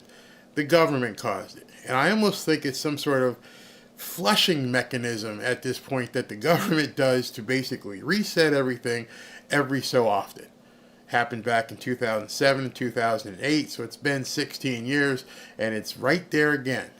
If you look at the inventory levels of real estate in your area, you're going to see most likely it's rising. And then, so once you start seeing that rise here, the next thing you're going to see rise is foreclosures. Kamala ain't black, she's whack. Kamala said she will be at ABC 9/10/24 with or without Trump, but no mention of 9/4/24. Guess we will see what happens. Tennessee for Trump. Yeah, she can go ahead. Go ahead. We know what they're going to say. She won't get any audience. She'll get out there. She'll have some zingers to say, oh, hey, this felon, he didn't want to come see me. And then she'll get tossed, softball questions given to her. She won't do it from a town hall. I guarantee you that. I'm so glad I live within my means, but the inflation is painful, no doubt. Yeah, absolutely. Absolutely. How can Lebanon... Ooh... Lebanon just launched 50 missiles at Israel. Wow, it's about to get bad. It's about to get bad. They're about to make that place a beach, for sure. The left claims that due to ABC debate cancellation that Trump is afraid. Lawsuit against Stephanopoulos caused a conflict of interest. Of course they're going to say he's afraid. In my video earlier today, I said it's ridiculous. Using these sophomoric terms to describe two adults that are running for president, and you're saying someone's afraid? No, I just don't accept your terms. Those are unacceptable to me. Doesn't mean I'm afraid. It's so nuts. And Trump, the same thing for calling her afraid. Y'all got to get together and come up with the terms. Make it a public negotiation. Do whatever you need to do. People need to see a debate. Be two grown-ups, and like I said in my video, forget the networks. Find an arena, find some venue, let Elon Musk present it to the world unedited on X. No commercials, just basically you two talking for an hour. Have Tucker Carlson and Joe Rogan, the two biggest podcasters, if not biggest, but two of the biggest podcasters in the world, much bigger audience than all of the networks combined, and have them ask the questions. Walk out there, no notes. Let's see what you got. I would do it if I were him, and I'm pretty sure he would do it. Why wouldn't she do it? Because you're going to end up looking stupid. Well, you're running for the highest office in the land. You were talking, I want to be commander-in-chief. I want to be the head dog, the big cheese. Big cheese don't need notes. I talk about that billionaire I used to work for. And he would call a meeting with somebody, and he would just sit at the head of the table, and there'd be like 12 people in the room. He would just go around, didn't need a note one. It was his company. He knew what the hell was going on. I want this done, I want that done. If he made a mistake, if something happened, he would have to eat it, but it's still his call to make. You can't please everybody. Kamala, she just can't answer the questions. Can't answer the questions. You saw that one question. Hey, listen, what are you going to do about inflation? Prices are high. We're taking it seriously. We're going to try and do something because, come on, man. At this point, you still don't know the answer? How come you're not drilling? That would be a great question. Why are you not allowing people to drill and bring up more domestic oil. Okay, so now we're almost at 6. See, I don't like this. Here's one of the problems I have when Trump does these rallies. I don't know if it's security or what, but there's nothing going on and people are getting bored. Yes, they end up getting, reinvigorated when they see him walk out, but you got people just sitting there. And so, hopefully nobody will leave, because if they leave, you're going to see everybody on camera taking a picture of people leaving. But I just fall back on, I got to believe it's security. I got to believe that at this point they're overzealous, which is fine, to make sure that this guy does not have any further problems. Why are there is no laws against biased media? Because the people who would pass the laws need the biased media? That's your simplest question. They could actually say it tomorrow. If you don't do this, you can't broadcast it. But they'd get around that. They would say, I have an anonymous source, First Amendment, I have an anonymous source that says that, Trump did this. And they would just make stuff up, even worse than they do now. Maybe there was a threat. It's possible. It's possible. They will just get the people waiting outside to fill in. Yeah, good point. No worries. Nobody leaves Trump's rallies. Camel's favorite word. Better be safe than sorry. I'm sure the people understand that. Yeah. They look like they're having a good time, but if you go to a concert, a football game, whatever, you're in the stands, you get to have a beer, you get to do things. I don't think they even sell stuff. I'm seeing people stand in the stands. I don't see cups or anything. I don't know if they even give out water. They must give out water, but it's indoors, so it's air conditioned, but who knows. 2,000 mules can't happen again. Arizona just blocked legislation that requires voters to have identification. They're trying to rig the election with illegal immigrants. You know what the real problem with that is? That there are so many Democrat politicians that are okay with that. There are so many Democrat voters, it's okay at any cost. Beat Trump. Do what you got to do. We don't care. It's scary. When is the next Trump rally in Pennsylvania? I don't think he's announced Butler yet. Let me check here for you. I know he said he's going to go back to... I'm looking to see if I can find it. I'll get it for you here. Okay, let me see if he has announced anything else new. Okay, so we have... Where's he going here? Okay, let me bring this up and show you guys. Well, he just announced another rally, which we of course will take. But this rally, in all places, why would you go here? He has decided he's going to Bozeman, Montana, next Friday night, August 9th at 8 p.m. Bozeman, Montana. I can't even imagine why he would go to Bozeman. Montana is in the books. There's nobody who's going to take Montana from him, so I don't know why he would go there. That seems like a waste of time to me. Maybe it's just to get the word out there. Ninth Circuit, it'll go to the Supreme Court. Yeah, absolutely. Undocumented Democrats for Trump. Put yourself in Trump's shoes, and you might have more patience. I have patience. I didn't say I had a problem. What I said was there has to be at some point you should talk to the people. Someone should be on a PA system or whatever. This is why, whenever you have an event and something goes wrong, like when we had the National Association of Black Journalists, and they kept sitting there and we were waiting for him to talk. Nobody knew what was going on. And then they said it was a problem with the audio, but they waited a long time.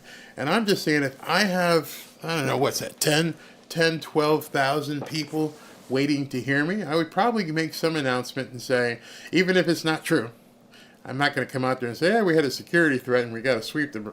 No, I wouldn't say that. But I would say, Donald Trump is in the building and he's looking to take the stage in the next 10 to 15 minutes. Okay, that's all. But that's not what happens. because the senator needs help, okay, on the Republican side to win his election. Is that from Tester, John Tester? Okay, I'm seeing, and you shall see, I see Secret Service taking their positions. I don't liberate. And I have to cut the music. Let's see. We see Secret Service. Once I see those guys come out, it's usually, let's see, this is JD who's going to talk again, isn't it? No. JD's probably going to introduce him. All right, so let's just listen in. I can't play the music. Good to see you all again. Ladies and gentlemen, are you ready to hear from the next president of the United States?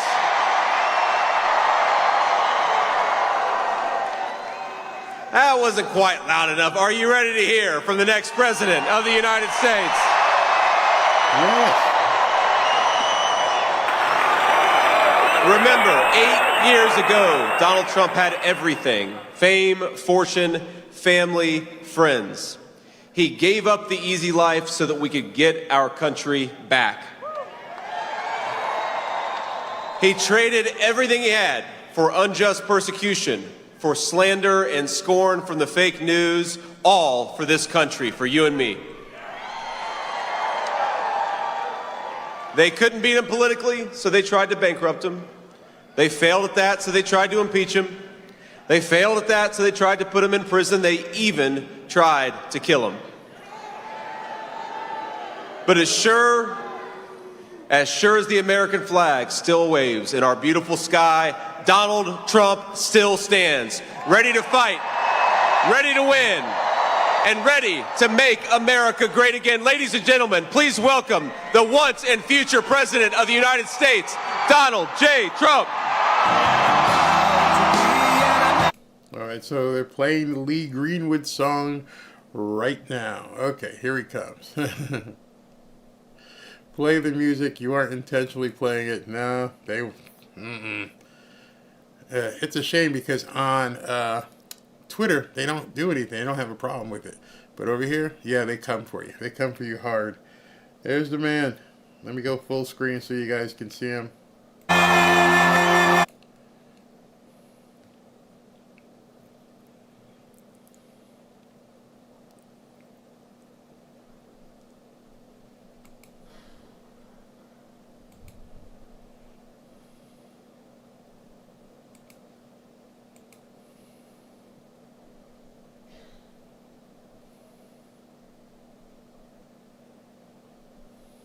I like the pyrotechnics. Nice.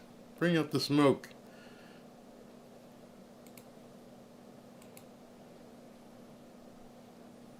Let me see if he's still singing. Yep, still got music. Gotta hold on. Look at the black spoon.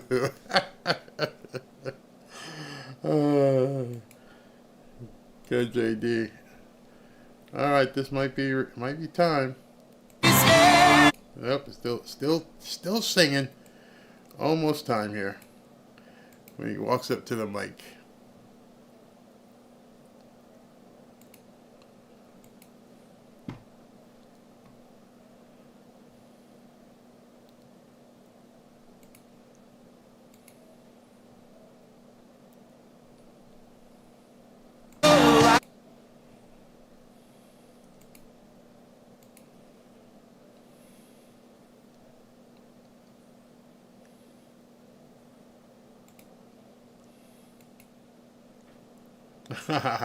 Are you ready to rumble? Michael Buffer.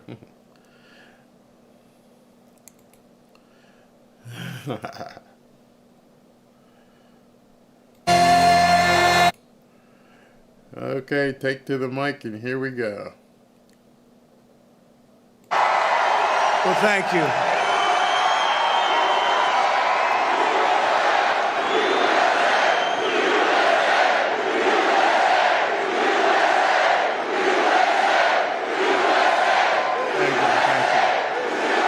Well, thank you very much to the next Vice President of the United States, JD Vance. He's doing a great job. You know, they go after JD. You know why? He's for the worker. He's for people that get out and they want to work. And frankly, they are people that have been taken advantage of, and he doesn't like it, and he's done great. He's done great. He's been everything we could have expected and much more. So, JD, thank you very much. I appreciate it.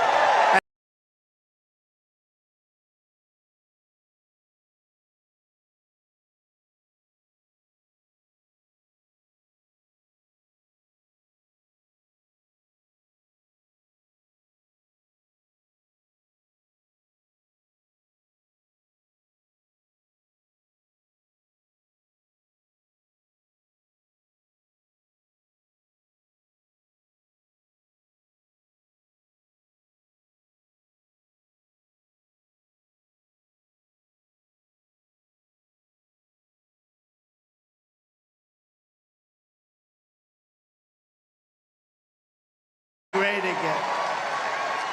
And I have to tell you, we have thousands of people outside, and the state was terrific, but the fire marshal, I will say, could not have been better. Thank you to the fire marshal. But the school administration stopped us from getting another 500, 600, even 1,000 people in.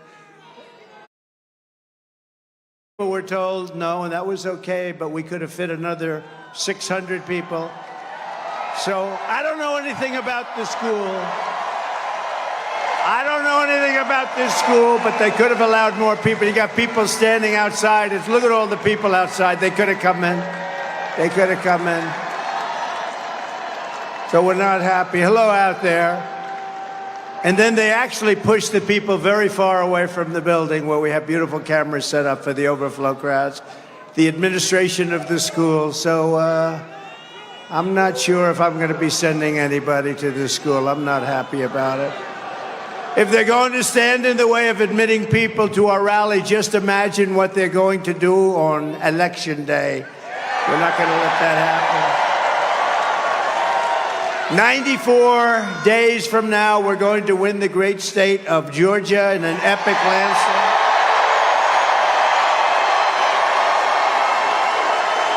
And we're going to defeat crazy Kamala. You know, there's about 19 different ways of saying it. She only likes 3. Biden never even came close. Kamala, she goes, Kamala. No, it's Kamala. We're going to evict this radical and incompetent administration from the White House. They're destroying our country. We're going to save our country. We're going to save our country. Yesterday, it was announced that unemployment is surging, with 350,000 Americans joining the unemployment rolls just last month. Tell you what, we could end up in a depression. We could end up in World War III and a depression. How about that? Could happen, too. Under Harris-Biden policies, we now have the highest unemployment rate in 3 years. Just came out yesterday. Even I was surprised. Those numbers were terrible. If Harris wins this election, you will quickly have a Kamala economic crash. You're going to have a crash. You could also have a crash like in 1929, more specifically, because that's where we're heading. When we win, you will rapidly see a brand new Trump economic boom. It's going to be booming like it was 4 years ago. With your vote, inflation will stop. The illegal aliens will be turned back. They're not coming in. We got to stop them.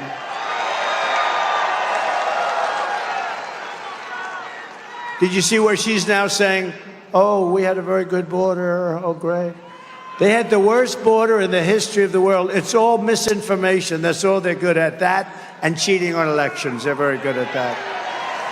The cartels will be crushed. Crime will plummet. Incomes will soar. The wars will end. And the American dream will come roaring back, bigger, better, and stronger than ever before, right? Yes?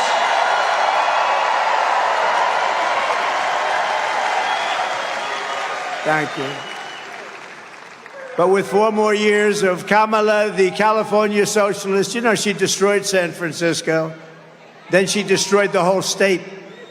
Look at what's going on in California. With your family and our country, it'll never recover. If you have any more time with these people, It's already, I'm worried about the next 3 months, if you think about it. These people are grossly incompetent. You'll end up in World War III, I'll tell you. And I hope I'm not right about that. You know, do you ever see the hats? Trump is right about everything. I don't want to be right about that. Her policies of open borders and double-digit inflation, inflation like we've never seen before. It's destroying middle-income families, working families, all families. Will demolish your life savings. 40 or 50 million illegal aliens will invade our country during the next 4 years if they're in. 40 or 50 million. Medicare and Social Security. You know, she said she wants to put everybody on health care. You know, that's wonderful. It's all wonderful. First of all, they shouldn't be told to come here. Many of them were fine where they were. But no country can sustain this. Social Security will buckle and collapse. The suburbs will be overrun with violent crime and savage foreign gangs. That's what they're doing. You know, they're sending all their gangs into the United States, right? Look, there's front row Joes. You didn't get into the front row. What happened to you? What happened? Thank you. We have front row Joes. They've been to 229 rallies. And then,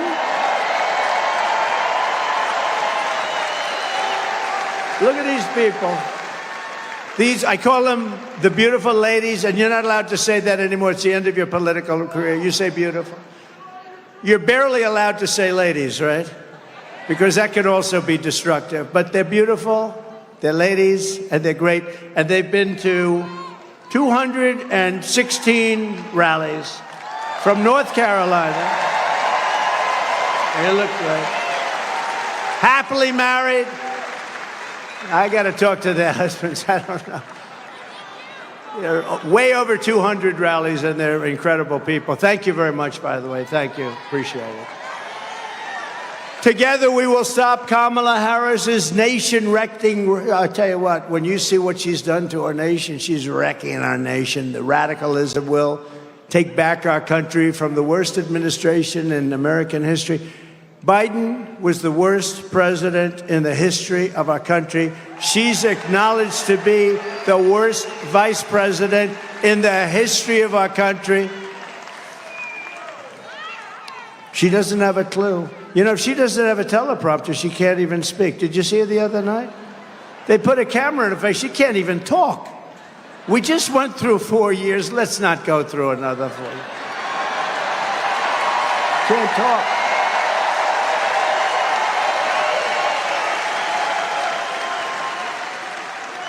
No, it's terrible. You know, by the way, I'd like to congratulate Vladimir Putin for having made yet another great deal. Did you see the deal we made?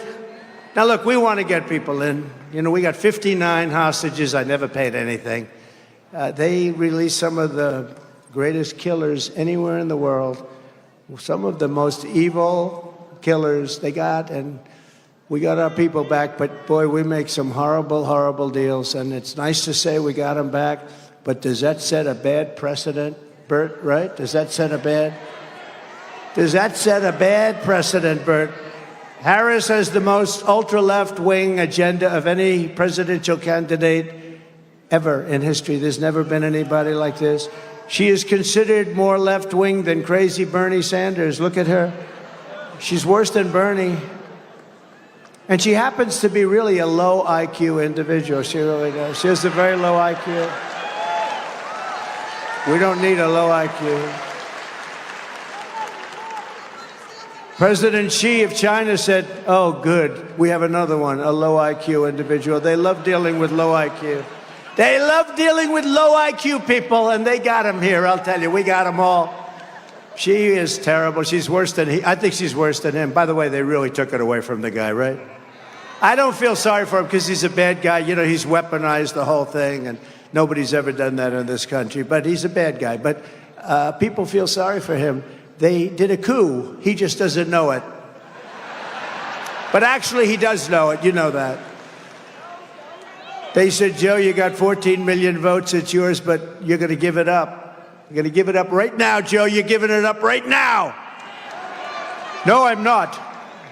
I was elected democratically. I was elected No, you're giving it up, Joe. We're either going to do it the nice way or the hard way, Joe. You're getting the hell out. And it was the debate performance. So here's what happened in the debate. You know, we went there. It was the highest rated debate ever, and which was a great compliment. And as I left the debate stage, I took off because other people were entering the stage. You understand. I said, I don't want to confront other people. So we had a great debate. But as I left, CNN, I won't say who, but they said, that was the single greatest debate performance I've ever seen. And this went on for 2 days. They were saying how great I was. On the third day, they didn't mention that anymore. They said he was terrible. I liked it the first way better. I made him choke. Don't kid yourself. We made him choke. He was choking like a dog. He was choking. He was choking like a dog. And that was the end of him. I mean, that was the end from that. Then they said, okay, this was a disaster. So then they started doing interviews with people that are, 100% bought. The media, the fake news media, they had some people interviewing him, like George Slopadopoulos. ABC. ABC's one of the worst, by the way. They're all sort of bad when you get right down, but ABC's bad. And they're asking him hardball questions like, where did you stay last night?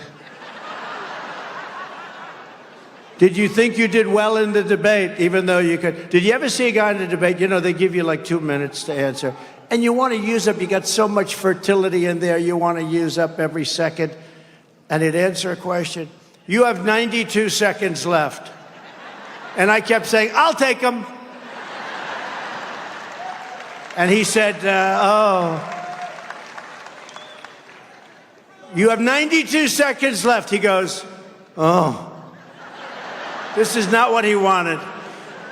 He left a lot of time on the board. But I went right down to the last second. I didn't want to go a little bit over because I know they'd cut me.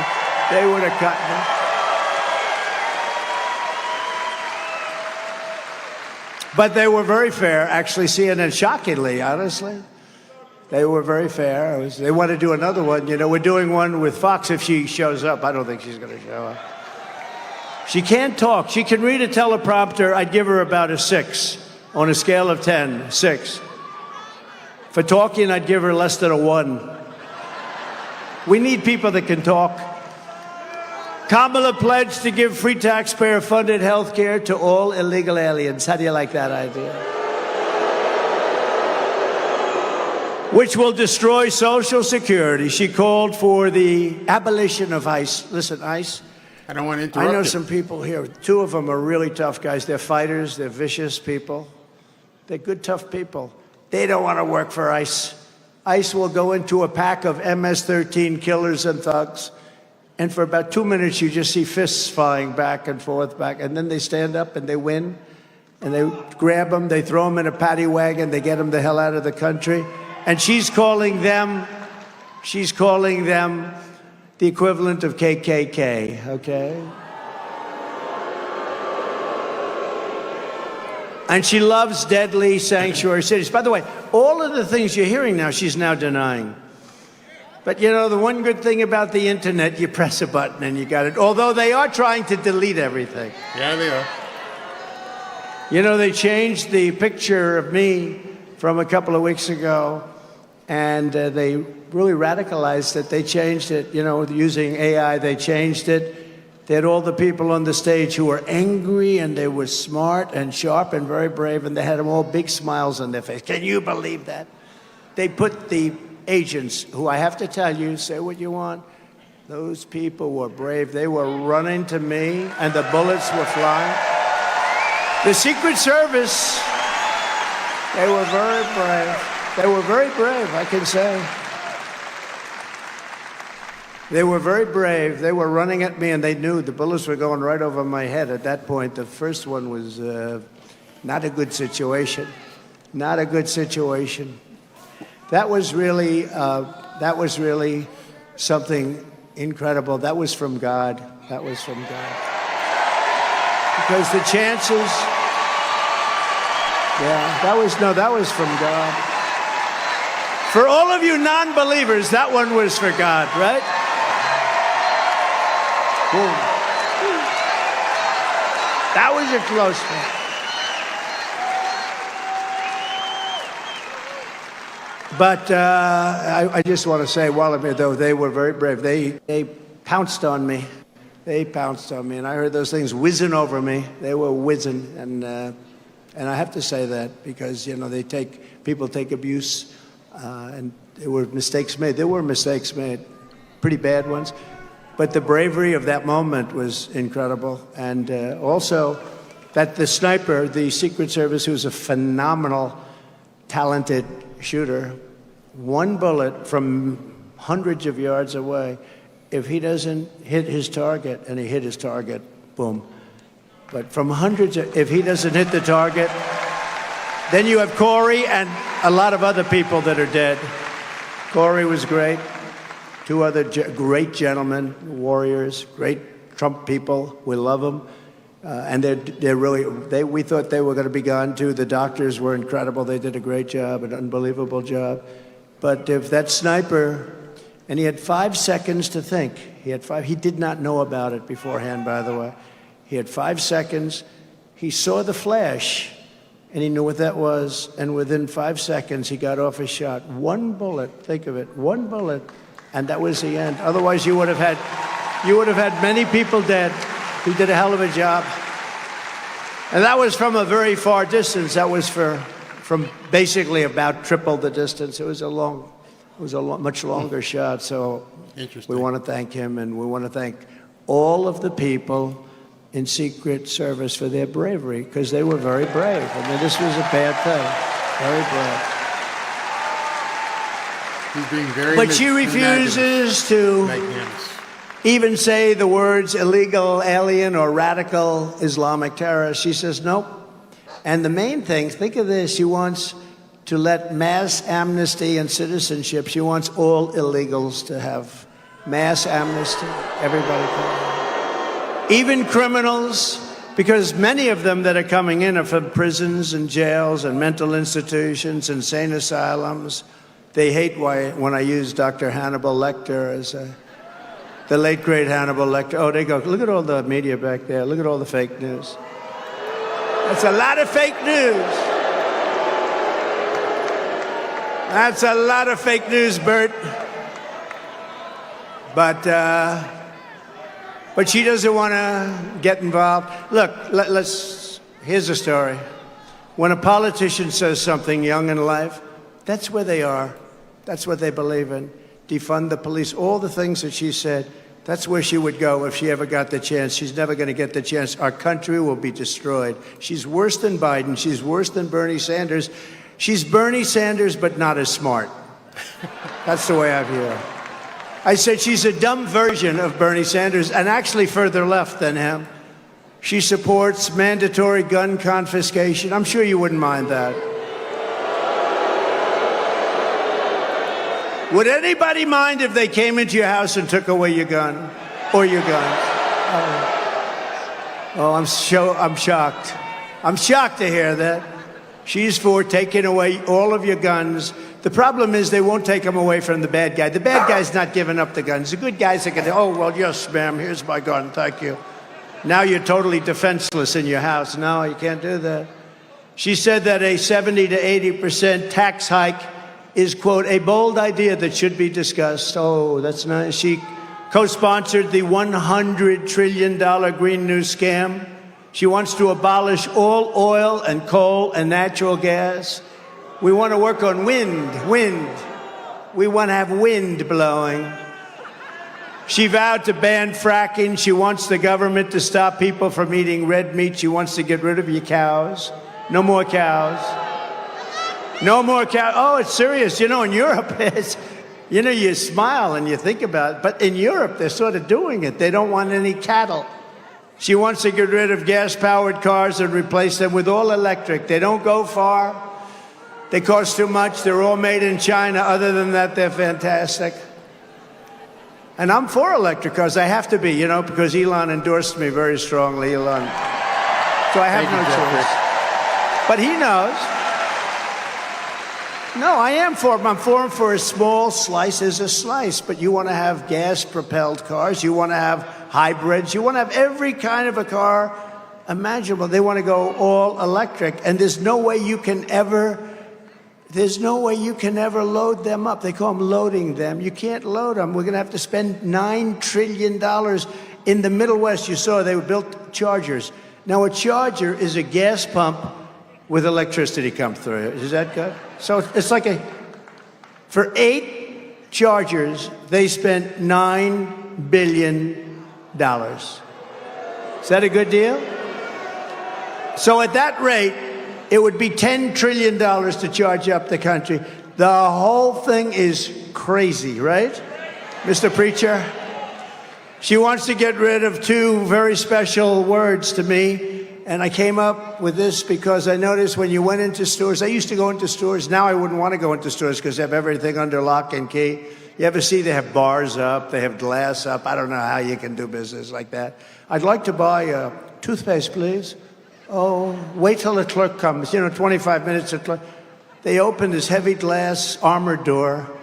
How the hell do you make money doing that? It used to be that if somebody robbed your store, you would be very tough about it, right? Now, Kamala started this. Anything under $1,000, you can do whatever you want. In other words, and these guys are sitting out there. You ever see them? They've got paper. Okay, you go ahead. Oop, that's over that. Drop that back. Put that. There's no crime if it's less than $1,000. She's the one who started it. She is a lunatic. She wants to get rid of these 2 very special words. You remember I used to bring it up all the time in 2016. By the way, we did much better in 2020 than we did in 2016, but these are minor details. We did much better. They said, what was the difference? I said, well, we got millions of more votes, as you know that too. But we're not going to let that happen again. Ready? The 2 words are Merry Christmas. She doesn't want anybody saying Merry Christmas. Now she's denying it, and then they found the tape last night. She's such a liar. She denies all this stuff. Yes. She said, I was not the border czar. She was the New York Times has a headline, border czar.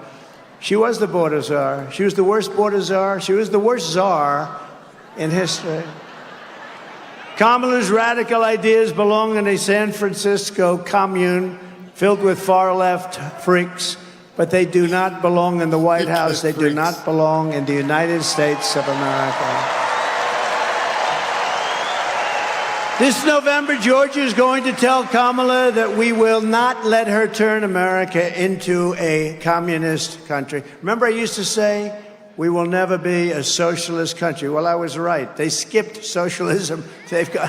I was right. It will never be a socialist country. I'd say that. State of the Union, I said, we will not ever allow our country to be a socialist country. I was right. It's gone communist. It skipped socialism.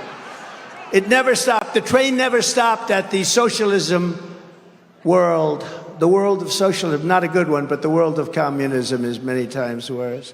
Now that they've swapped out Biden, is he going to the Democrat convention? This is a big question. I'd like to go to watch Kamala get sworn in as they ripped it away from him. They took away his presidency. What do you think, Mr. Congressman? You had a very good speech. Didn't he make a good speech? What do you think about ripping away their socialism there? What do you think about ripping away the guy's presidency, right? No, it's not democracy. Remember the words they use? They are a threat to democracy. They've been saying that about me for 7 years. I think I got shot because of that, okay? People said, he's a threat to democracy. No, I'm the one that is saving democracy. It's true. They're a threat.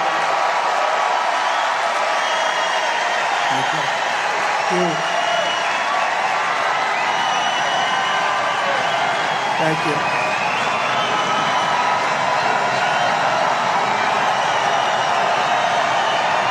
Wow.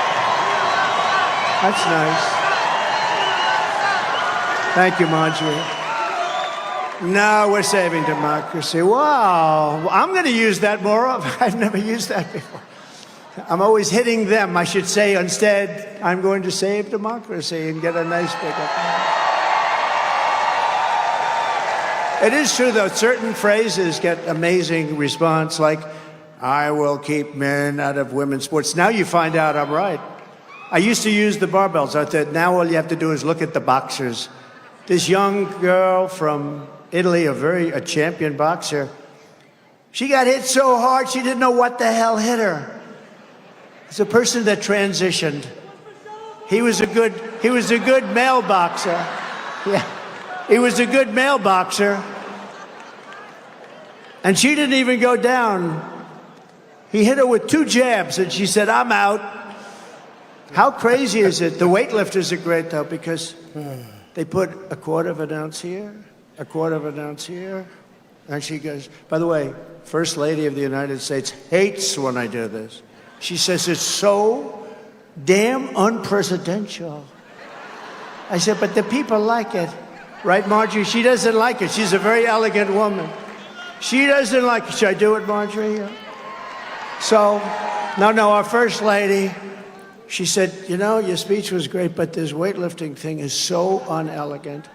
And please don't imitate him not being able to find stairs, because every time you do it, they say it was you that couldn't find the stairs. Sure. I'm very careful, because the press is among the most dishonest human beings in history. They know. Bruce knows. The great Bruce Lavelle. Stand up, Bruce. He's been with me from before I ran. He was with me in 2014, saying that guy in New York should run. He'll be great president. That was long before I even read. I didn't even know about it. I think you might have convinced me to run. I don't know. Some of these people, you know, some people have been with me long before I ran. They would say Trump should run. That we had Romney. Remember Romney? And they did polls. Romney and Paul Ryan, what a combination that was. Whoops, there we go off Fox. Fox just won. No, Paul Ryan's on the board of Fox. What a mistake that was. But they had Romney and Paul Ryan. What a team that was. They got clobbered. They got clobbered. The choice in this election could not be more stark. On the one hand, you have a radical left freak. You have a candidate who is fake, fake, fake. On the other hand, you have a president who will fight, fight, fight for America. Fight, fight, fight. I will, I promise.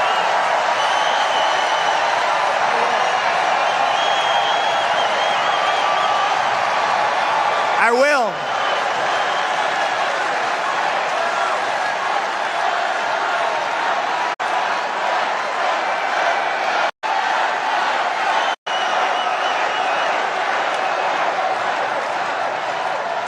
By the way, the fire marshal, I love him. Could the school people allow, there's some seats right up there. They could let him come in. I don't know what you're doing. I don't know what you're doing. Let the people come in. They're standing outside, thousands of them. Let them come in. They're messing with Trump, obviously. It's obviously, Marjorie, a very liberal school, I guess, right? I'm not happy with the school. Let them come in. They're standing. It's 95 degrees out. Let them come in. There's some seats. Now they got thousands of people. They won't let them in. A Harris presidency. You know why? Because they don't want to show that we're successful. That's all it is. They don't want to show. She has to go get entertainers. They start leaving as soon as she opens her mouth. Well, Hillary used to do that, too. I remember she got Bruce Springsteen. I'm not a huge fan. I have a bad trait. I only like people that like me. Does that make sense? And these people like me, Bert, right? These people like me.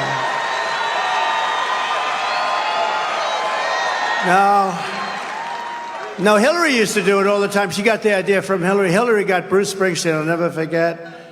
And the place was pretty full. Not full like our places are full. And I don't have a guitar. But our places are bigger. We get more people than anybody. I don't care how many guitars they have. You know, in New Jersey, we had 107,000 people come. Nobody has that. Nobody. In Alabama, we had 68,000 people. In South Carolina, we had 82,000 people. That had closed up the whole state. We even did one in the South Bronx in New York. Rough place, but boy, it was love. 25,000 people. It was love. It was love. But I'll never forget that Hillary, and she had, and they were all saying, oh, she drew, 25,000 people or something. Then he finished with the concert. She starts speaking, and everyone's leaving. I said, that's not working out so good. That's not working out, right? But I don't know. You have to be real. If people show up, people show up. But to do that, I don't know. There's something pretty phony about it. But she had somebody. Who did she have? Who was the entertainer that she had, Yeah, that's what I think. By the way, the entertainer couldn't fill the place either. Even with the help of the school's trying to get students, please go. This is embarrassing to us. Please go. No. Wasn't Hillary a beauty when I campaigned against her? She said, look at him. Look at him. Just look at those words he uses. He will start wars. No, I had no wars. I got rid of ISIS, 100% of ISIS, but that was already started. I was the one that had no wars, first time in 80 years. In California, Harris was the original Marxist prosecutor. She was in the role of Fannie Willis. Has anybody ever heard of Fannie Willis? You know, Fannie Willis is a good friend of your governor. You know that? Your governor. I'm not a fan of your governor, but she was in the role of Fannie Willis or Larry Krasner, George Gascon, Alvin Bragg of New York. Oh, he goes after me. He goes after me because of the Justice Department. Never happened before. The DA of San Francisco, Harris, shielded illegal alien crack dealers from deportation. She wouldn't let them be deported. She fought like hell. She wouldn't arrest criminals of the worst kind. She wouldn't arrest murderers. She wouldn't arrest anybody. The state has gone to hell. Gavin Newsom is the worst, one of the worst guys. Gavin Newsom. But she was the one that started it. She ruined San Francisco, ruined California. As California Attorney General, she defined and redefined child sex trafficking, assault with a deadly weapon, and rape of an unconscious person raped as nonviolent. These were nonviolent crimes. We shouldn't even prosecute these people. To help spring child predators and dangerous criminals out of prison all over the state.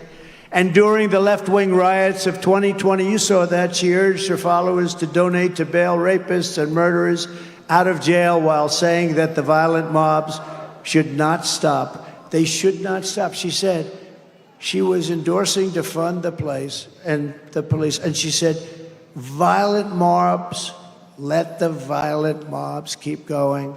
Let them keep going. We love what they're doing. We love what they represent. This is the lunatic that the fake news is trying to build up to be the next Margaret Thatcher. You know, 4 months ago, she was considered grossly incompetent by the fake news. Now they're saying, oh, isn't she wonderful? Isn't she wonderful? No, she's not wonderful. So we have to work hard to define her. I don't want to even define her. I just want to say who she is. She's a horror show. She'll destroy our country. For years, she has pushed legislation to strip police officers of any protection. They have no protection. Anything they do, they get sued, they go bankrupt, they lose their house, they lose their family, they lose their pension. They ruin their lives. They want to ruin their lives. She was the worst at ruining police officers. And by the way, I have the endorsement of virtually every police organization in the United States. Almost every. And when I'm president of the United States, again, we will never defund the police. We will only overfund. We're going to overfund the police if we have to. I will always give our law enforcement heroes the protection, resources, and respect that they so dearly deserve. And like other Marxist DAs, and she was the first of them, she was horrible. She was horrible. She had a very good friend named Willie Brown. I liked Willie Brown. He knows more about her than anybody's ever known. He could tell you every single thing about her. Could tell you stories that you're not going to want to hear. Like other Marxist DAs, Kamala supports abolishing cash bail, which means bloodthirsty criminals that just killed somebody can immediately leave custody, go out and kill somebody else, which, by the way, they often do. Under these kinds of woke radical left policies, Atlanta is like a killing field, and your governor ought to get off his ass and do something about it. Ooh, he's calling out Brian Kemp.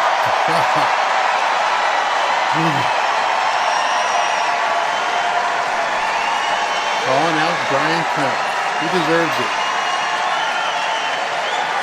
Just a few weeks ago, 2 13-year-old boys were murdered and an 11-year-old was shot while sitting outside their house in southwest Atlanta. In June, a 47-year-old man, a 69-year-old woman, and a 70-year-old woman were shot in the middle of the day, shot right through the head in the food court of Peachtree Center. What a nice name. In downtown Atlanta, where you can't even walk anymore. The shooter had been previously arrested 11 times, but they think it was 24 times. He'd gone to prison for assault and armed robbery many times. Since I was president, aggravated assaults in Atlanta are up 17%, and there's a 20% increase in shoplifting and a 90% increase in overall crime. Murders are up massively. Murders, you go to the store, I want to buy a loaf of bread, darling. You come back, ma'am, I'm sorry, but your husband's been killed. He went for bread across the street. He's been shot to death, ma'am. Nationwide, there's been a 43% increase in violent crimes since I left office, including a 58% increase in rape, 89% increase in aggravated assault, and a 56% increase in stone-cold robbery. July 4th weekend in Chicago, 117 people were shot. 100, I'm not talking about I'm talking about shot. Not aimed at and missed, but I can guarantee you that number was big. But 117 people were shot. Of the 117, 17 died. Many are going to be incapacitated. They're going to be working for the rest of their lives just to move. Many are paralyzed. Many of those people are paralyzed right now. Nobody ever talks about that. So 117 people shot, 17 died, many very seriously hurt for the rest of their lives. If Kamala wins, it will be crime, chaos, and death all across our country. We're going to have just the opposite. You know, it's up to the governors and the mayors to run things, but with Minnesota, which was a disaster, Minneapolis, the crimes. You remember the CNN reporter? This is a friendly riot. Oh, please, I'd rather not use the word riot. This is a friendly get-together. And behind him, the whole city is burning down. Remember that? Remember, it was like the flames were going like for miles. And then he got hit on the knee with something. I think it was a hand grenade that didn't go off. Remember him with the shaved head? Ding, ding, ding, shaved his head. How do I look? Great. Then he goes down, a hand grenade hits him. How do I look, darling? Oh, you look great. They call it the summer of love, remember? They took over Seattle, 20%. If I didn't have the soldiers ready to go that morning, that Seattle would still be occupied. They actually took over a large percentage of Seattle. Portland, what they did with Portland. You know, I was in the real estate business. I love storefronts, beautiful bronze. I love bronze and beautiful everything. Storefronts, so beautiful. In Portland, you know they have a storefront? Their storefronts have been so decimated, they use old 2x4s with a wooden door. No glass, no windows. It's the worst looking avenue I've ever seen because, and I spoke to people that have shops there. They don't have them anymore, they've all fled. But the few people that remain, they have wooden storefronts made out of old lumber. And they said, no, anything we put up, including this, will be knocked down the next time. And it happens on a weekly basis. And nobody does anything about it. If I didn't bring out, they knew the military was coming in the next day in Seattle. If they didn't know that, and they fled, they all said, oh, it's about time to get it. You know, when they were doing monuments in Washington, Marjorie knows this. I got an old bill because I doubt we could ever get Congress to pass one like this. And they were trying to rip down monuments. And then it was Abraham Lincoln. They were going to rip down the monument to Abraham Lincoln. They were ripping down other monuments. They didn't care who it was. They just wanted to destroy our country. And I took this old bill from 1889. Today, you wouldn't have the guts to sign a thing like that, although they should. They should make it even tougher. And it said, if you desecrate or even touch a monument in any way, shape, or form, you go to jail for 10 years, and there's no shortened sentence.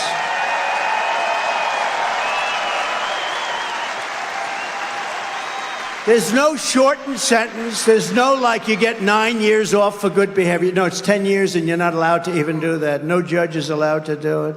In fact, it was so old when I had it, I'm saying, this is an old sucker.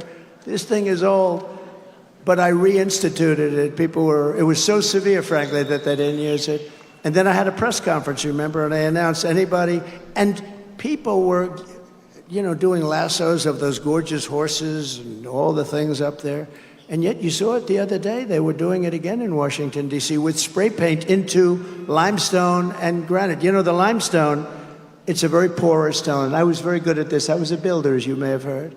And the limestone, that paint goes in there, sucks. In 100 years, you'll see that. There's nothing you can do. It just goes right in. It's very, very porous. It's sand, basically. Beautiful sand, beautiful lions, beautiful monuments, the bells and everything, desecrated. And I wonder what happened to those people. Probably nothing, right? Probably nothing. What they did tremendous damage. They did tremendous damage. But so I announced this bill, and the bill, I had a press conference to announce it. And I said, 10 years for anybody even touching any of our beautiful monuments. You know what happened? It was a beautiful sight. I saw thousands of asses, only the back, walking out of town. Some were running. They didn't want to do anything. They just wanted to get the hell out of town. And that was the end of the problem. We didn't have any more problem. We had no more problem after that. There was no problem, and that was the end. You didn't hear about it after that, Mr. Congressman, did we? Collins, good speaker he is. He's got a future. Does he have a future, Marjorie? I don't know. Got the look. He's got the hair. Good job. I watched. Good job. We will restore law and order to America. We will bring back public safety to the great state of Georgia, which is doing very badly in that way. And on day one, we will seal the border, stop the invasion, and send the illegal aliens back home, and we'll do it very quickly.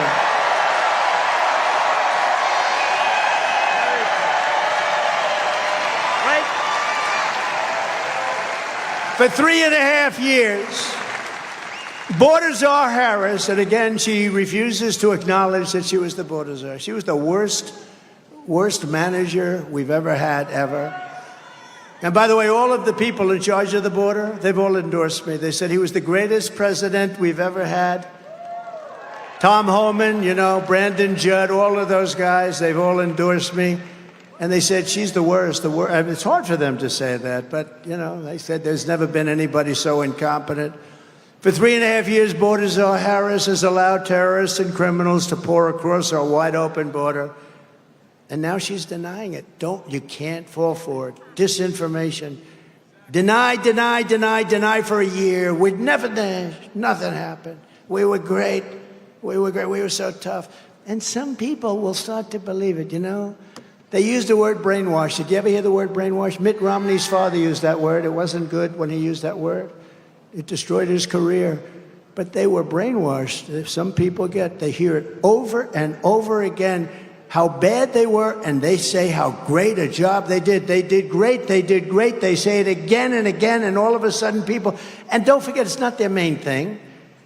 They're accountants, they're lawyers, they're taxi drivers, they're carpenters, they're electricians. They hear it over and over again. All of a sudden they say, she was really great on the border, wasn't she? No, she was a disaster. She has destroyed our country. We're going to bring it back, but she has destroyed our country. She's incompetent. They're coming from South America. They're coming from Asia. They're coming from Africa and the Middle East, from prisons and jails. They're coming from all over the world. They're not just coming from South America. Everyone thinks, oh, South America, they want to vote in Spanish, and they're going to like, by the way, we are doing better with the Hispanic population, I think, now than they are. So that's not working out too well. But they're coming from all over the world, not just South America. They're coming from the Congo in Africa. A lot are coming from the Congo, from prisons. Where do you come from? The Congo. Oh, what's your address? We live in prison. What did you do? Murder. Oh. Welcome to the United States of America. It's lovely to have you. The only good thing is, I say this all the time, these people are so violent and vicious that are being brought into our country. They're so violent, so vicious, that they make our gang members and bad people and criminals look like the nicest people on earth. So when we see an MS-13 some person now, we say, well, they're not that bad. These are the worst people anywhere in the world coming into our country. They're coming in at levels that nobody's ever seen before. There's nothing good about it. There's nothing can be made of it. And they're actually trying to get them to sign up and vote. They don't even speak the language. They don't even know where the hell they are. They want them to sign up and vote. And we have the head of our great Republican Party here, and he is not letting it happen wherever you may be. Right? Wherever you may be. Doing a great job. You know that, right? They're coming in, and they're trying to sign them up. Because I used to say, like, only two reasons this could be happening. They hate our country, or they're stupid. Well, they're not stupid, because anybody that can cheat on elections that good is not stupid. And they do, I really believe they do to a certain extent hate our country, because, you know, why? But I never really talked about the third reason, because it's so sinister. But they want to sign these people up to vote. And if they do that, this country is destroyed. We've become a dumping ground for the entire world, and we're not going to take it anymore.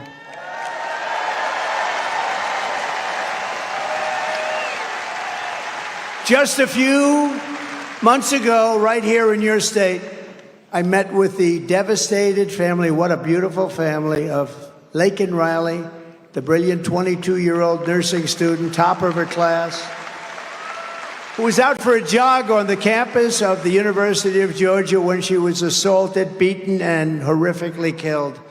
Her family was, I mean, look, they'll never be the same. Incredible family. Kamala Harris let in the savage monster who murdered Laken Riley. He was an illegal alien who was in Border Patrol custody, but under Harris's policies, instead of being deported immediately and fast, he was set free into America. Please enjoy your stay. Laken's blood is on Kamala Harris's hands, and she was in charge of the border. But there are many, many people like that. Laken is not the only one. Kamala is responsible for the death as though she was standing there watching it herself. She was responsible, and for so many more. 3 days after releasing Laken's killer into the United States, Harris went on television and lied to the American people, saying the border is secure. Quote, the border is secure. What kind of a politician lies to Americans about keeping the border open while precious young girls are being assaulted and killed? And Laken is one where the press was, I mean, very strong on it, but there are thousands of people that are being killed and being criminalized and victimized by these people that are pouring into our country. I call it migrant crime. We now have migrant crime in our country. It's a new form of crime. It's called migrant crime, and it's vicious, and it's really bad. Kamala Harris should not be asking for your vote. She should be begging Laken Riley's family for forgiveness, and Joe Biden never would mention her name.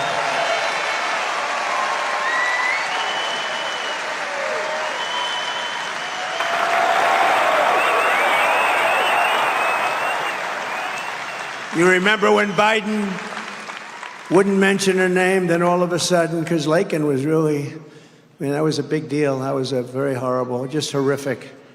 And he wouldn't mention her name, and then he finally did it, and he called her the wrong name. Lincoln, right? Called her Lincoln. Good coach, Lincoln Riley. Good coach. Maybe that's where it came from, but called her Lincoln. And He was so bad, such a bad precedent. Such a bad president, and precedent was set by having him as a president. He was a disaster for this country. You get angry talking about it because it's almost impossible to believe you can be that bad. You know, people like certain people, and I understand it. They could have different beliefs, different policies. Like Ronald Reagan, he had something special about him. There was an aura, right? I didn't agree with him on trade. I didn't think he was as good on trade as he could have been tougher on trade. But he had something special. They all, but this last group, there's nothing they have nothing. I call him Crooked Joe for a reason. He's crooked. I also call him Sleepy Joe. He's sleepy. He's crooked. He's incompetent. He's dumb. And she's worse. She's worse. If Harris wins, a never-ending stream of illegal alien rapists, MS-13 animals, and child predators will flood into your communities. If I win on day one, we will begin the largest deportation operation in American history.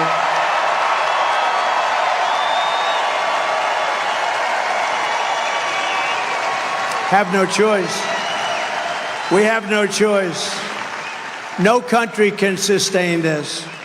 We have no choice, and we will immediately expel every single criminal that Border Czar Harris has allowed into our country. No country can sustain it. In a recent CBS poll, 62% of Americans support large-scale deportation, and others are saying it's 83%, 85%, including 53% of Hispanic voters because they see what's happening. By the way, the Hispanic voter and me have like this special relationship. I understand them. They're very entrepreneurial, very smart, but they also understand security better than anybody. And they don't want to have murderers released into our country. They don't want, it's very interesting. When I built, I built massive amounts of the wall. The wall was incredible. We built it, and hundreds of miles of wall, and they wanted it more than anybody because it worked. You know, remember I used to say two things work. Everything else is obsolete after two. You do a new computer, in about 3 weeks it's totally obsolete. Nobody wants it. Two things have never been obsolete: wheels and walls. Wheels work and walls work. And you have a lot of different things becoming obsolete, but the wheel and the walls work. Harris wants to be the president for criminals and illegal aliens. I will be the president for law-abiding Americans of every race, religion, color, and creed. And it's no wonder the Democrat Party and their thugs are so desperate to stop us. They know that we are the only ones who can stop them. We're the only ones who are going to be able to stop them. Nobody else is going to be able to stop these lunatics.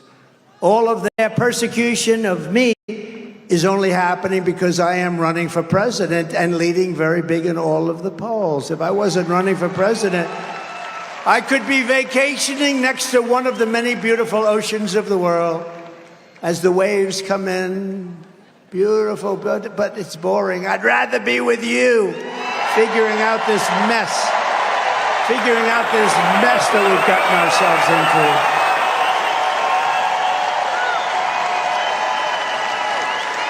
We're going to figure it out. We've got it figured out. Thank you. Thank you.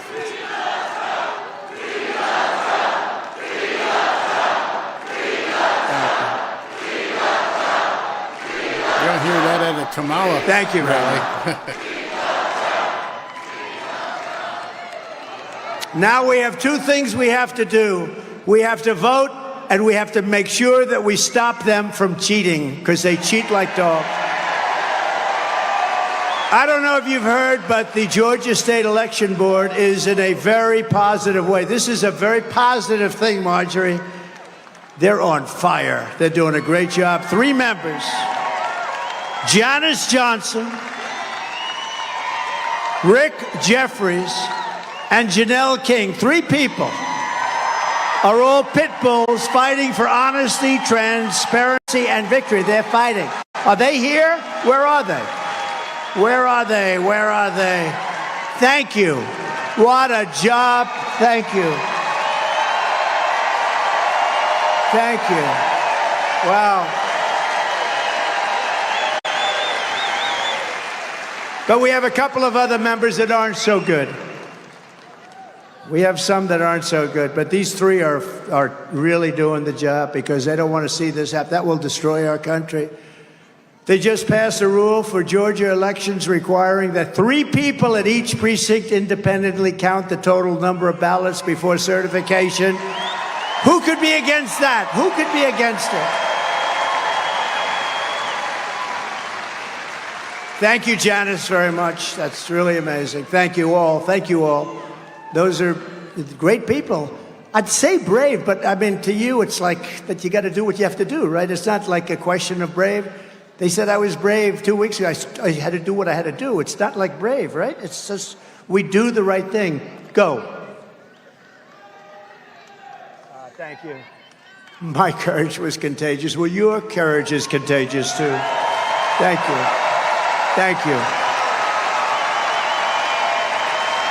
Nice.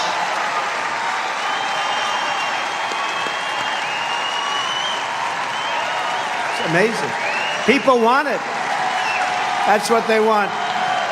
Thank you, Janice.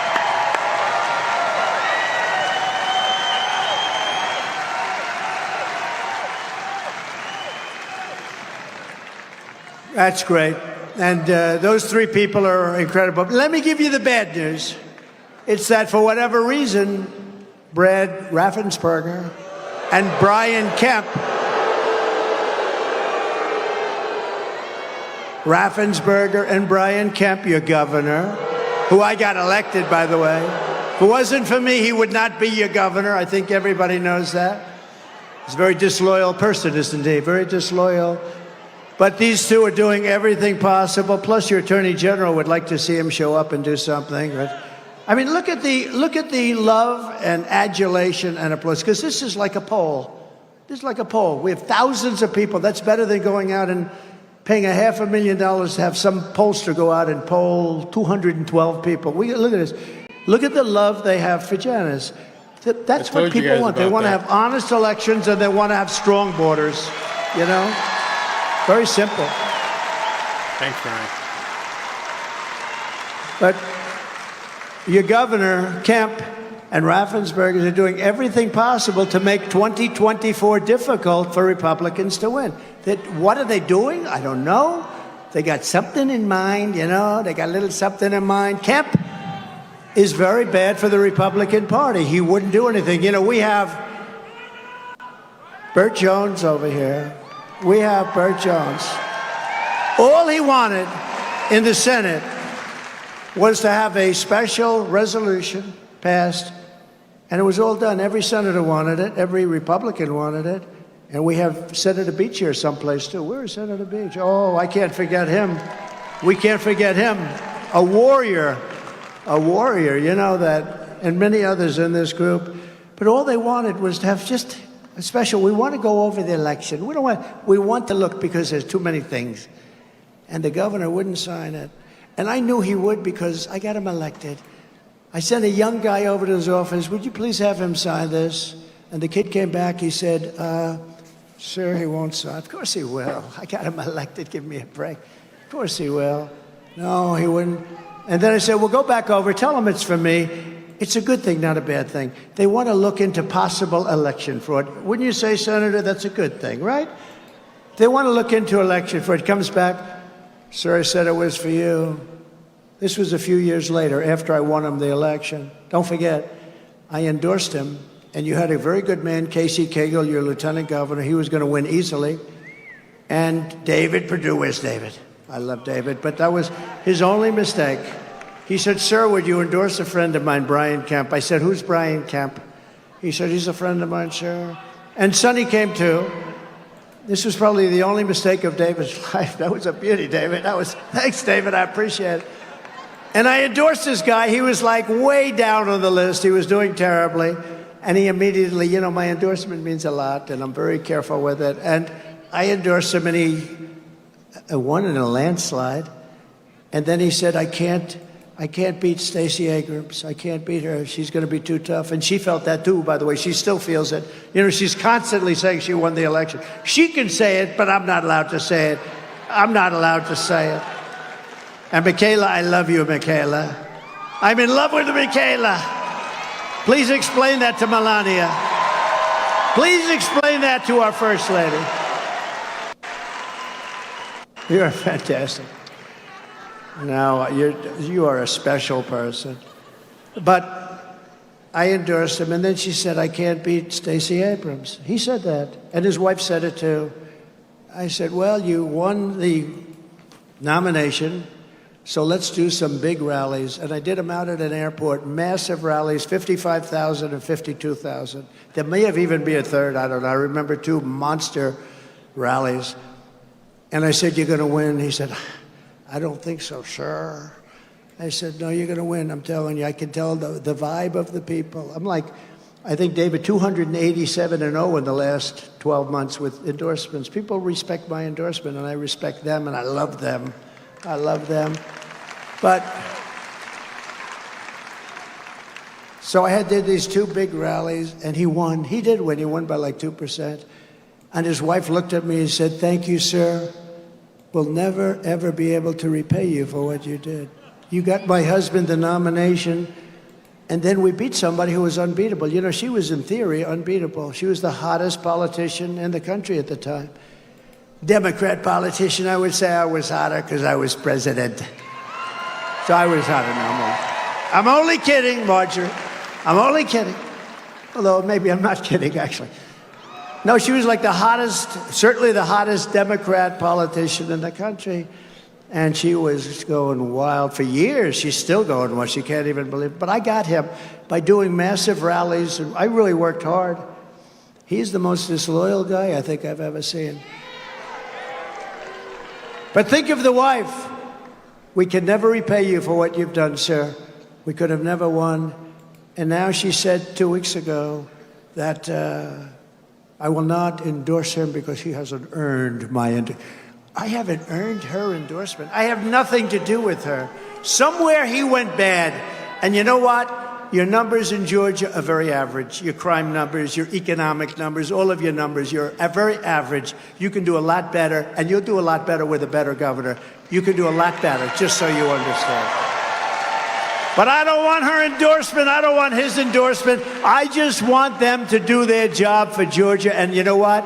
He's the governor. He ought to support his Republican Party, because if he doesn't have his Republican Party, I could tell you where he came from, and it wasn't good. And you have a great leader of the Republican Party right here. Stand up, please. He has done an unbelievable job. And he has to work like hell with a governor that doesn't help him. And Raffensperger ought to make sure that the vote is honest. And they don't want the vote to be honest. In my opinion, they want us to lose. That's actually my opinion.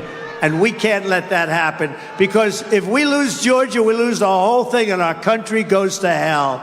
Because we can't have her be president of the United States. She's grossly incompetent. We can't let that happen. They're the ones, don't forget, who got Fonnie Willis and her lover boy boyfriend all jazzed up. This guy, the governor, you know what? She's an embarrassment to the state of Georgia. He's the governor of Georgia. He ought to do something. Many, many people, their lives have been, forget about me, many people, I'm used to it. Wow. It's true. I'm used to fake Brian Kemp crap that goes on with these politicians. But many, many people, their lives have been destroyed because of Fonnie, F-A-N-I, Fonnie. You have to pronounce it Fonnie. It's called Fanny. You have to pronounce Fonnie. I don't know how she gets. She should add a little U in there someplace if she wants people to call her. No, her and her lover, right? Lover boy Wade. She hired him because of experience. Paid him almost $1 million a year for experience. He's got great experience. He never did a thing like this in his life. He knew nothing about it. The only thing he knew about was something else. He knew about that. That's all he knew about. He didn't know a damn thing. Do you know him? Have you ever met him? Yeah, a couple of times. You ever see the phone records, phone calls being made at 3 o'clock in the morning, like every single night, phone call from her house? And he said, no, not well. I don't know her well. No. And this governor, I assume, I don't know, he could straighten it out because his state has become a laughingstock over it. And you know what? I love this state. I won this state twice, in my opinion. Once I won, and I did much better the second time. And Bert knows it, and Beach knows it, and everybody else knows it. He could have ended the travesty with a phone call because I did nothing wrong, and neither did all of those good people that are being persecuted. People in their 80s, they signed something, you know, because they see what's going on. I guarantee if I took a vote of this audience, if I said, what do you think? I won't do that. You know, they'll come and indict you if you say that, right? Now, they can say it. Stacey Abrams can say that she won the election is fine. But if we say we won the election, and we did, that's not fine. We can't do it. Hillary Clinton is still complaining about the election, even though she called me up that night and conceded. But Hillary Clinton is constantly complaining about it. Nothing happens to her. We have two sides of justice, and we can't do it anymore. We have to get back to making America great again. We don't have time for this nonsense. I mean, Fani wanted to indict a certain U.S. senator who had nothing at all. He's saying, why are they calling me? I won't use his name because I don't want to hurt him. But she wanted to indict, and somebody along the way stopped her from doing it. She had many, many more people. She was going to indict almost everybody that came into the state for a visit. But Kemp doesn't want to end it because he's a bad guy, he's a disloyal guy, and he's a very average governor. Little Brian Kemp. Bad guy. Gosh. But think of it. I got this guy, just think, and then that's it. I got this guy nominated, I then got him elected. Without me, he doesn't get nominated and he doesn't get elected. He had no chance of winning either one, and all he had to do is sign something where the Senate would like to look at election integrity. This is an honest man. That's an honest man. They were all honest. They were looking at something very legitimate. And this bad guy said, I'm sorry, sir. I can't do it. I called him. And I said, Brian, they're looking at election integrity. Is there anything you can do? I'm sorry, sir. I can't get involved in that. I said, but Brian, you don't understand. This is a good thing, not a bad thing. I'm sorry, sir. I can't get involved.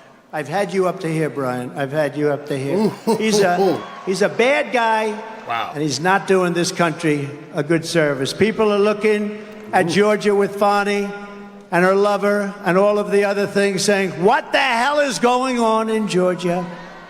What the hell is going on? The radical left Democrats rigged the presidential election in 2020, and we're not going to let them rig the presidential election in 2024.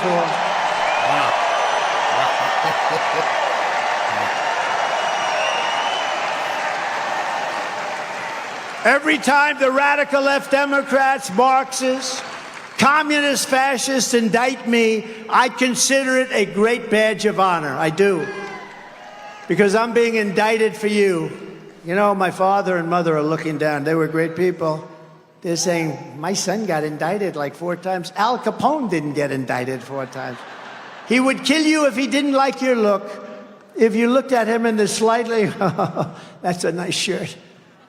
Scarface, Al Capone, the most evil man. He didn't get indicted like Trump. I got indicted for what? I'm protesting an election that was rigged. This guy didn't get indicted. My father would say, but Alphonse Capone didn't get indicted. He killed hundreds of people. If he took you out for dinner, even you, see you two guys, would you stand up with a MAGA black, please? Stand up, please. Look at these two guys. Who the hell is going to mess? Who's going to mess with that? MAGA black. MAGA black. I love them. I like them better than you, Bruce. Now, those are 2 tough cookies. But if Alphonse Capone didn't like you because you insulted him slightly at dinner, that was the end of you fellas, I have to tell you. And he didn't get like me. Think of it. How crazy is the world? And thank you for being here. You're good-looking guys. Better looking than Bruce, I'll tell you right now. Much. Stand up, Bruce. Never forget, thank you. But never forget, our enemies want to take away my freedom because I will never let them take away your freedom. They want to silence me because I will never let them silence you. And in the end, they're not after me, they're after you. I just happen to be standing in their way. So I want to introduce a few warriors, if I could, please. And they're incredible people. They really are. And, you know, every night I do this where I get in trouble because I'm always leaving somebody out. I'm leaving a congressman out. I'm leaving a guy. It's brutal. So I end up going on the internet and thanking him, and I love him and all the stuff, or her. But, you know, it's always tricky. But I know these are people that are here, and I want to just thank them for joining us. Your great Lieutenant Governor, who's really great, Burt Jones.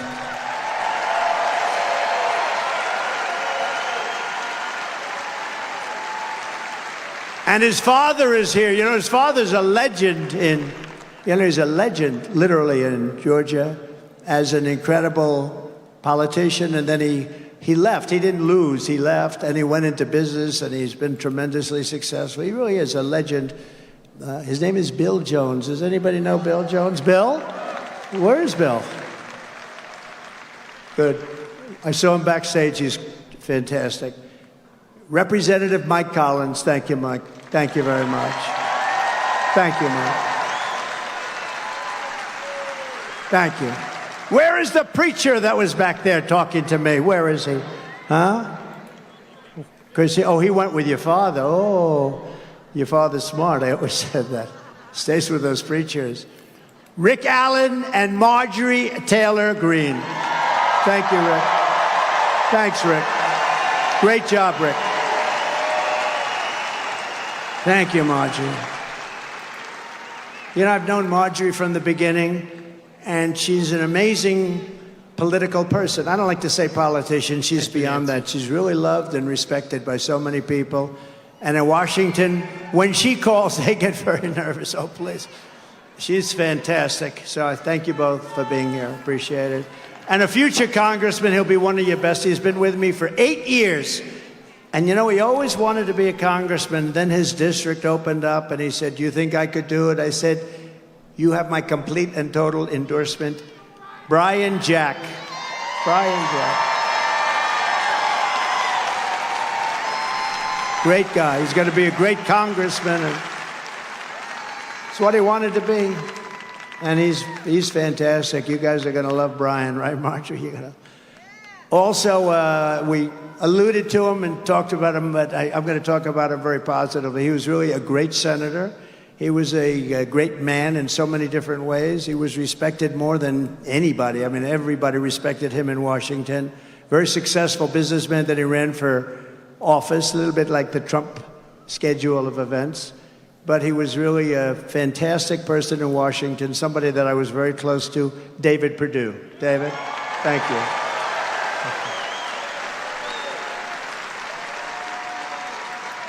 Doug Collins, will you stand up? Come on. How good was this guy?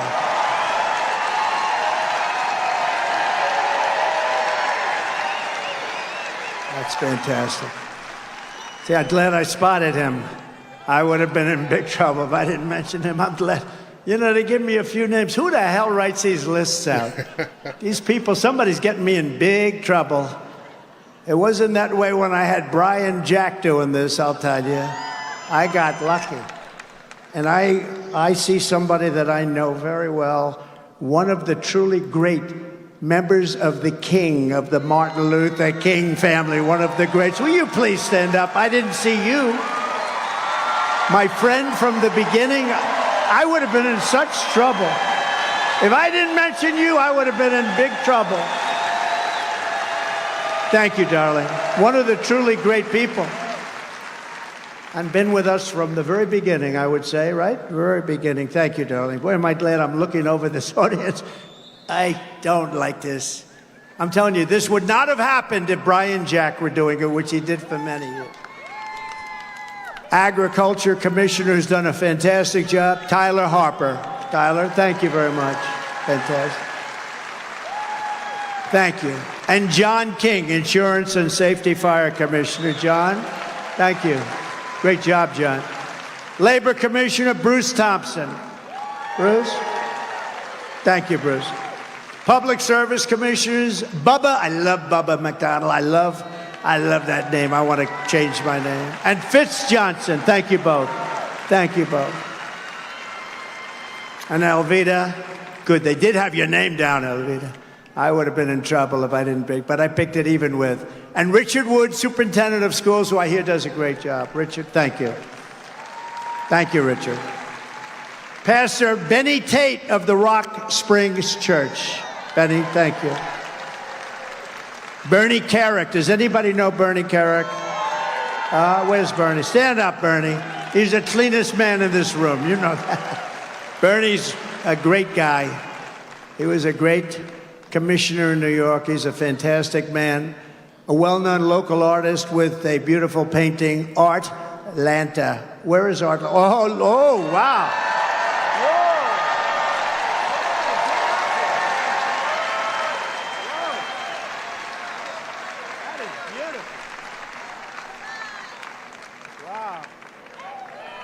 That is beautiful. I wasn't going to bring him up. Then I saw the painting. I said, come on up, because maybe he'll give it to me. Wow. Come on up. That's okay.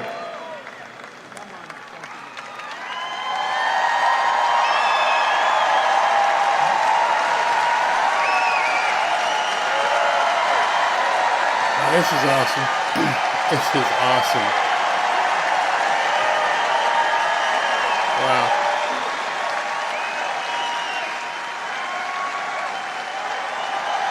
Is that good? Show it front. Oh, wow. Thank you very much.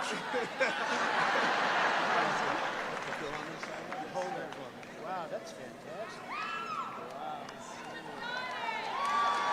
Oh, very nice. Very nice. Applause.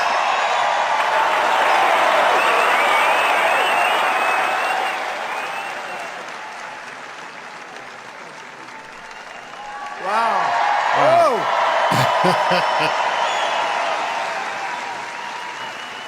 That's incredible. Good. That's a real artist. I brought him up because I thought he was going to give it to me. He didn't give it. He just got me to sign it. I got nothing out of that. Hey, Michaela, I know you spoke. Just come up for a second. Come on. This is that young black lady I showed you the video earlier. I walked into, I don't know what the hell restaurant it was, but I walked into this restaurant. And we do it very quietly. We don't announce it. That's for, security reasons, everything. I walked in. She's behind the counter, and she didn't know I was coming. And she goes, it's President Trump. She looks at me. It's President Trump. You saved my college. And I said, how the hell do you know that? She said, this one is so smart, so sharp. She grabbed me. She gave me a kiss. I said, I think I'm never going back home to the First Lady. You were supposed to keep that quiet. See, now, for the average politician, that's death. For me, I don't care. I just want to tell you, you are an unbelievable person with a great personality. You lit up the whole room.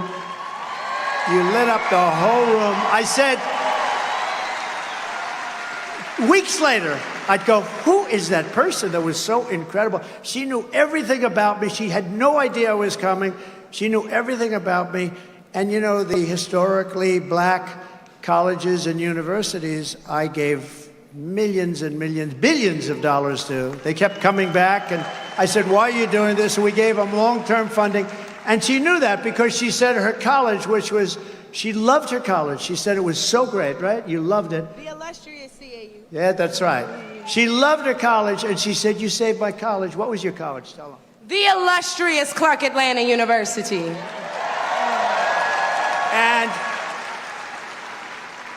And it was so impressive, and I felt so good, because she really did. She really said, I said, did you like the college? She said, no, I loved that school. I loved that college, and that's what it's all about. But you are an incredible person. I think you have a tremendous future. I really do. And I'll do whatever I can to help you, okay? Wow. Thank you, Dan. So much for the racist, huh? Thank you very much. Great job. You want to say something else? Man, you know, I thought I was done. But I do want to add on to some of the remarks that were made by others, and we do need to do our best to get the message out there. The fight is nothing if all we do is talk about it amongst ourselves. So with that being said, since you said you'd help me, shameless plug, if y'all need anybody to knock doors, make phone calls, wave signs, get people out to the polls, call me at Conserve the Culture. Because not only do I mobilize the HBCU students so that they may get this message, but I'm the best person when it comes to black engagement in the black community. And nobody needs this message more than my folks. So do y'all care for real? Nice. Are y'all with us for real? ConserveTheCulture.com for any and all inquiries. Y'all can follow me at Miss Kayla, baby. I'm going to give it back to Big T.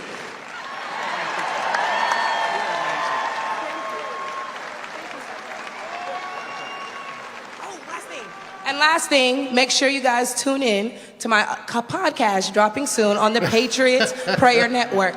Thank you all.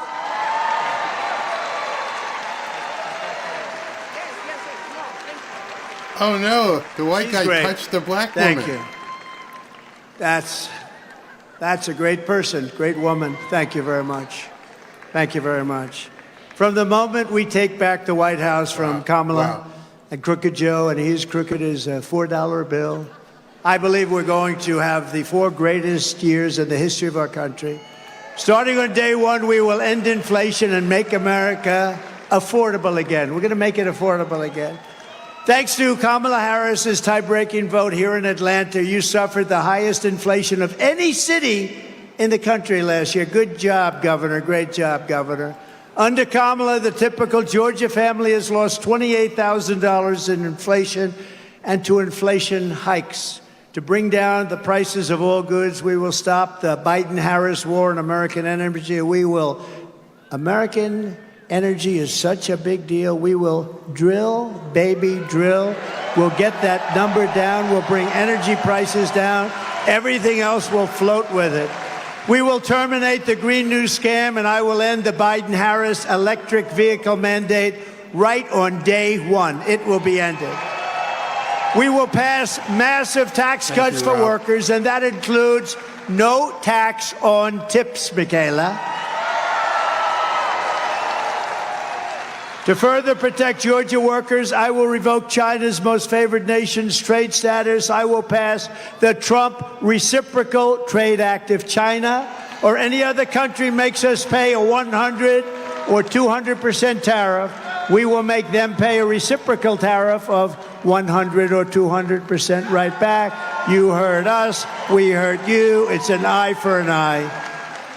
We'll take in a fortune, and they'll stop doing it before I even arrive at the Oval Office shortly after we win the presidency. I will have the horrible war between Russia and Ukraine settled, and I will prevent, and I'm the only one that's going to do it, 100% will prevent World War III, which is very close to happening.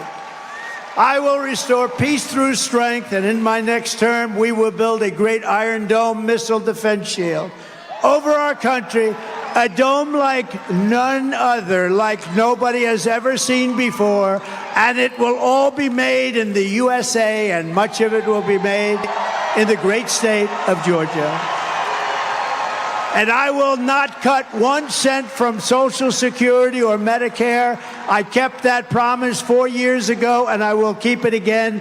And seniors will not pay taxes on Social Security.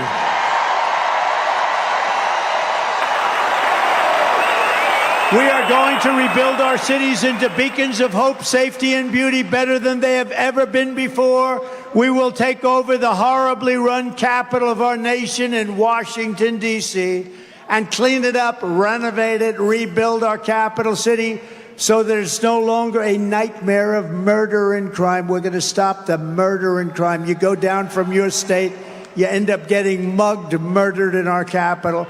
It'll be run tough and strong by our great police officers, but rather, we will become the most beautiful capital anywhere in the world. I could say again, but it's been so badly run for so long, I almost don't want to say again.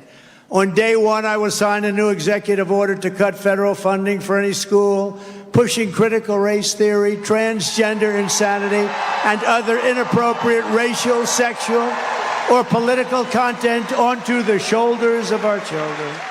And I will not give 1 penny to any school that has a vaccine mandate or a mask mandate. And I will keep men out of women's sports, if that's okay. If Kamala Harris gets in, the travesty that is taking place at the Paris Olympics will come to America when we host the Los Angeles Olympics. And by the way, which I was president, we happened to get it. I was the president. I also got you a thing called the World Cup, which is coming very soon.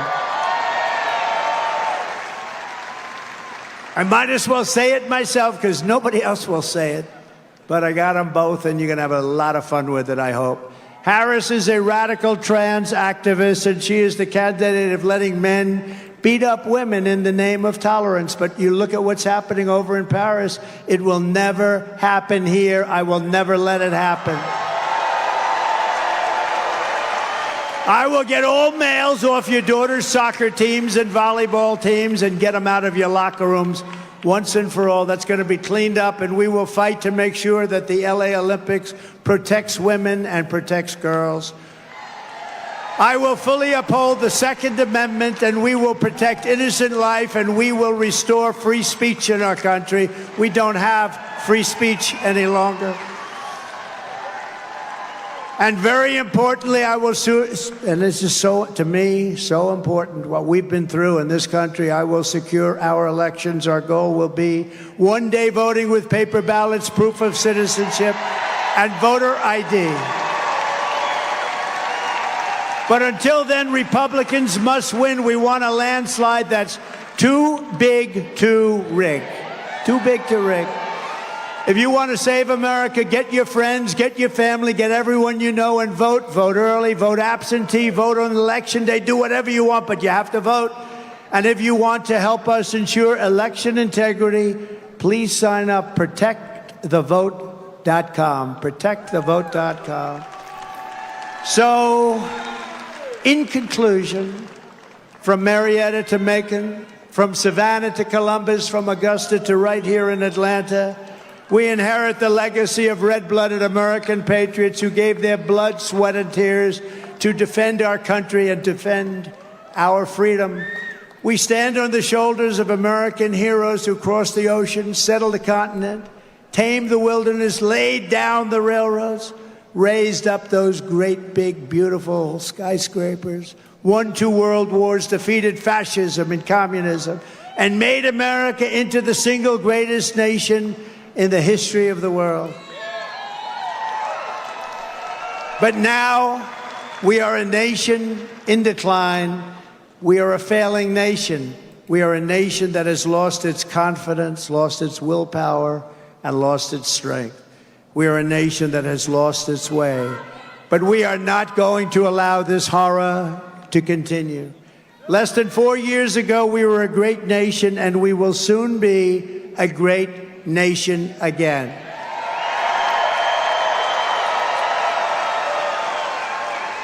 With our leadership, every disaster Kamala Harris and Joe Biden have created can be fixed, and it will be fixed very quickly. Every problem can be solved, and every wrong can be rectified. By this time next year, America's borders will be strong, sealed, and secure. Inflation will be in full retreat. Our economy will be roaring back. It's going to be roaring back. Optimism will be surging. The American dream will be thriving again for citizens of every race, religion, color, and creed. Law and justice will reign all throughout our land. Freedom will be restored. The flame of liberty will be burning bright. Joe Biden and Kamala Harris, the worst administration in the history of our country, will be a fading memory of the past. And our great silent majority, including the once forgotten men and women of our country, will be the one shaping America's magnificent future when I am the 47th President of the United States.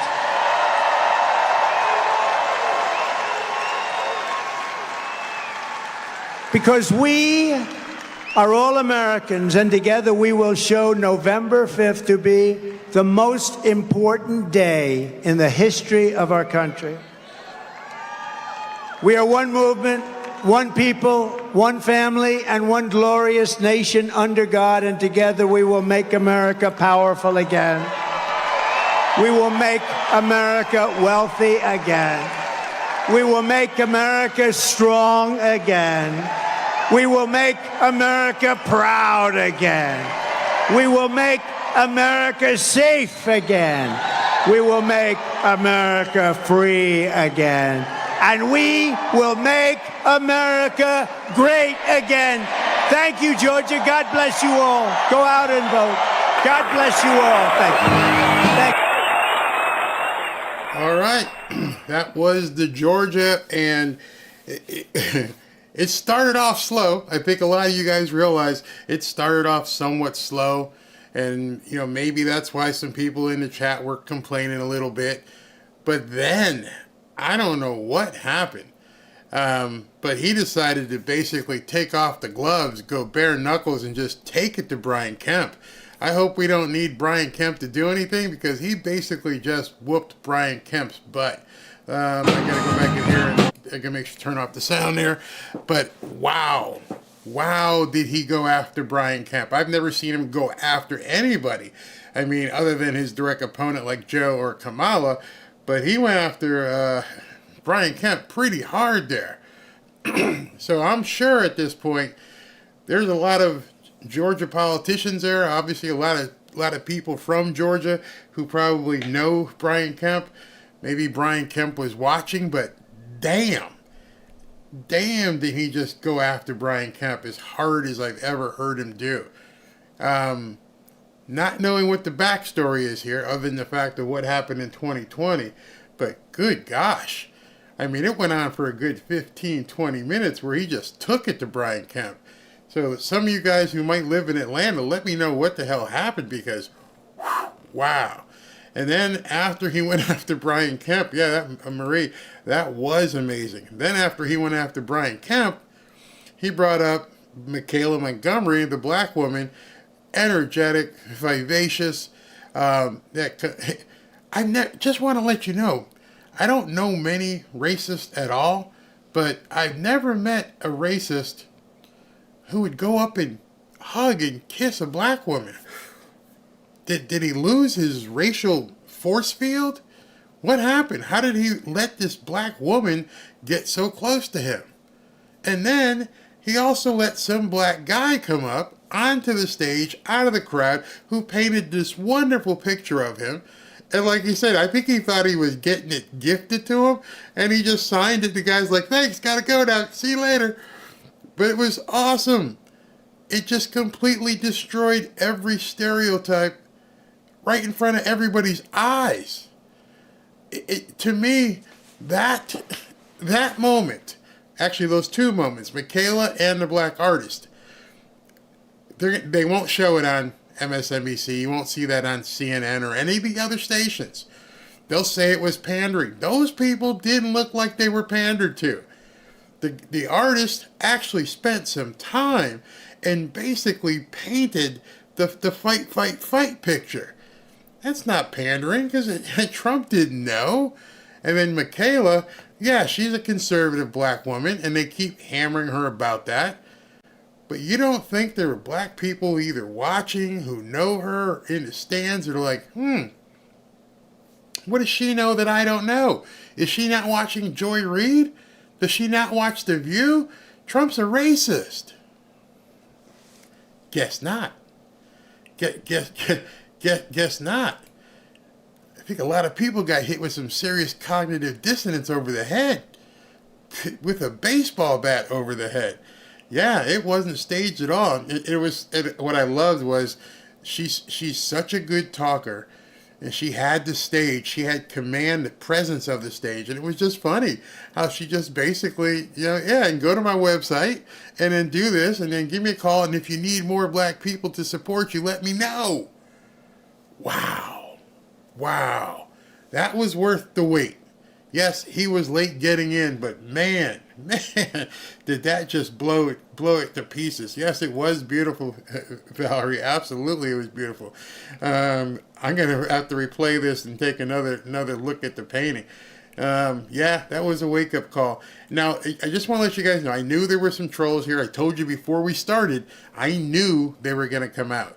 Tommy couldn't make it. SV did his best that he could to do something. Travis, I haven't got him set up yet. But this is what we're going to expect. They got nothing to say.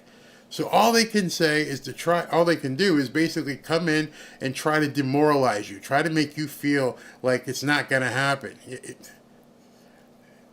notice they didn't say anything when all that happened. They didn't say a word. There was nothing these people could say when that part of the rally came to. And you know what? And I don't think there was a single moment of teleprompter during that 15 to 30 minute period. I'll go back and watch myself, but he was speaking from the heart when he was going after Brian Kemp. I mean, he went specifically at Brian Kemp. There's some angst there. There's some pissed off. There's bad blood between what happened before and, you know, how Brian Kemp just maybe folded and Raffensperger. They got to do something because this man takes Georgia. They can't risk not being on his good side unless they plan on doing it again and doing it with Fannie and doing something to him. But I've never seen him take the gloves off like that, off prompter. Just, I don't know what triggered it, but he just went boom and went into him. And then the whole thing with the artist and the whole thing with Michaela Montgomery, none of that was on teleprompter. Just bam, I'm going to talk to you. And the entire energy of the rally shifted at that point. I think all of you felt it like, wait a minute.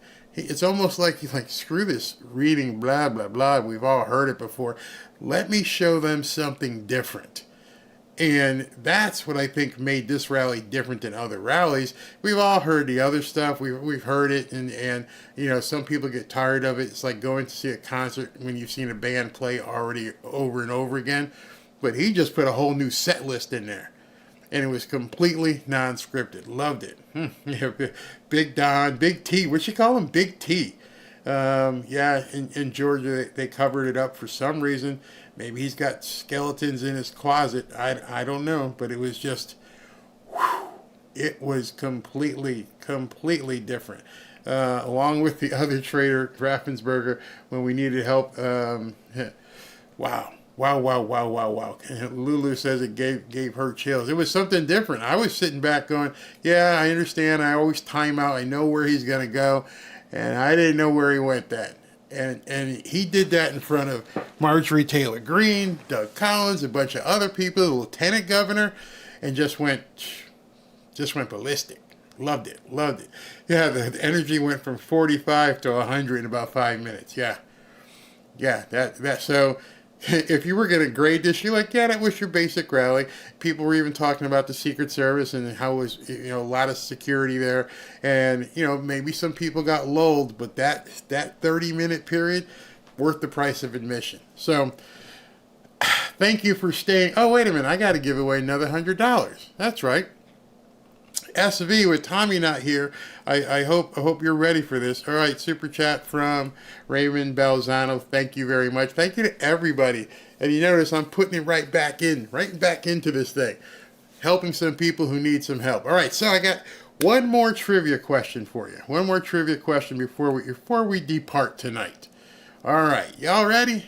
All right, this one's probably going to be a little bit tough. And it's not going to be football because that guy was telling me he could stop with the football, so he wasn't a big football fan. All right, so here's our last trivia question for the day. There is a mansion down here in South Florida that's called Mar-a-Lago. Who was the original owner of Mar-a-Lago? And I'll give you a hint.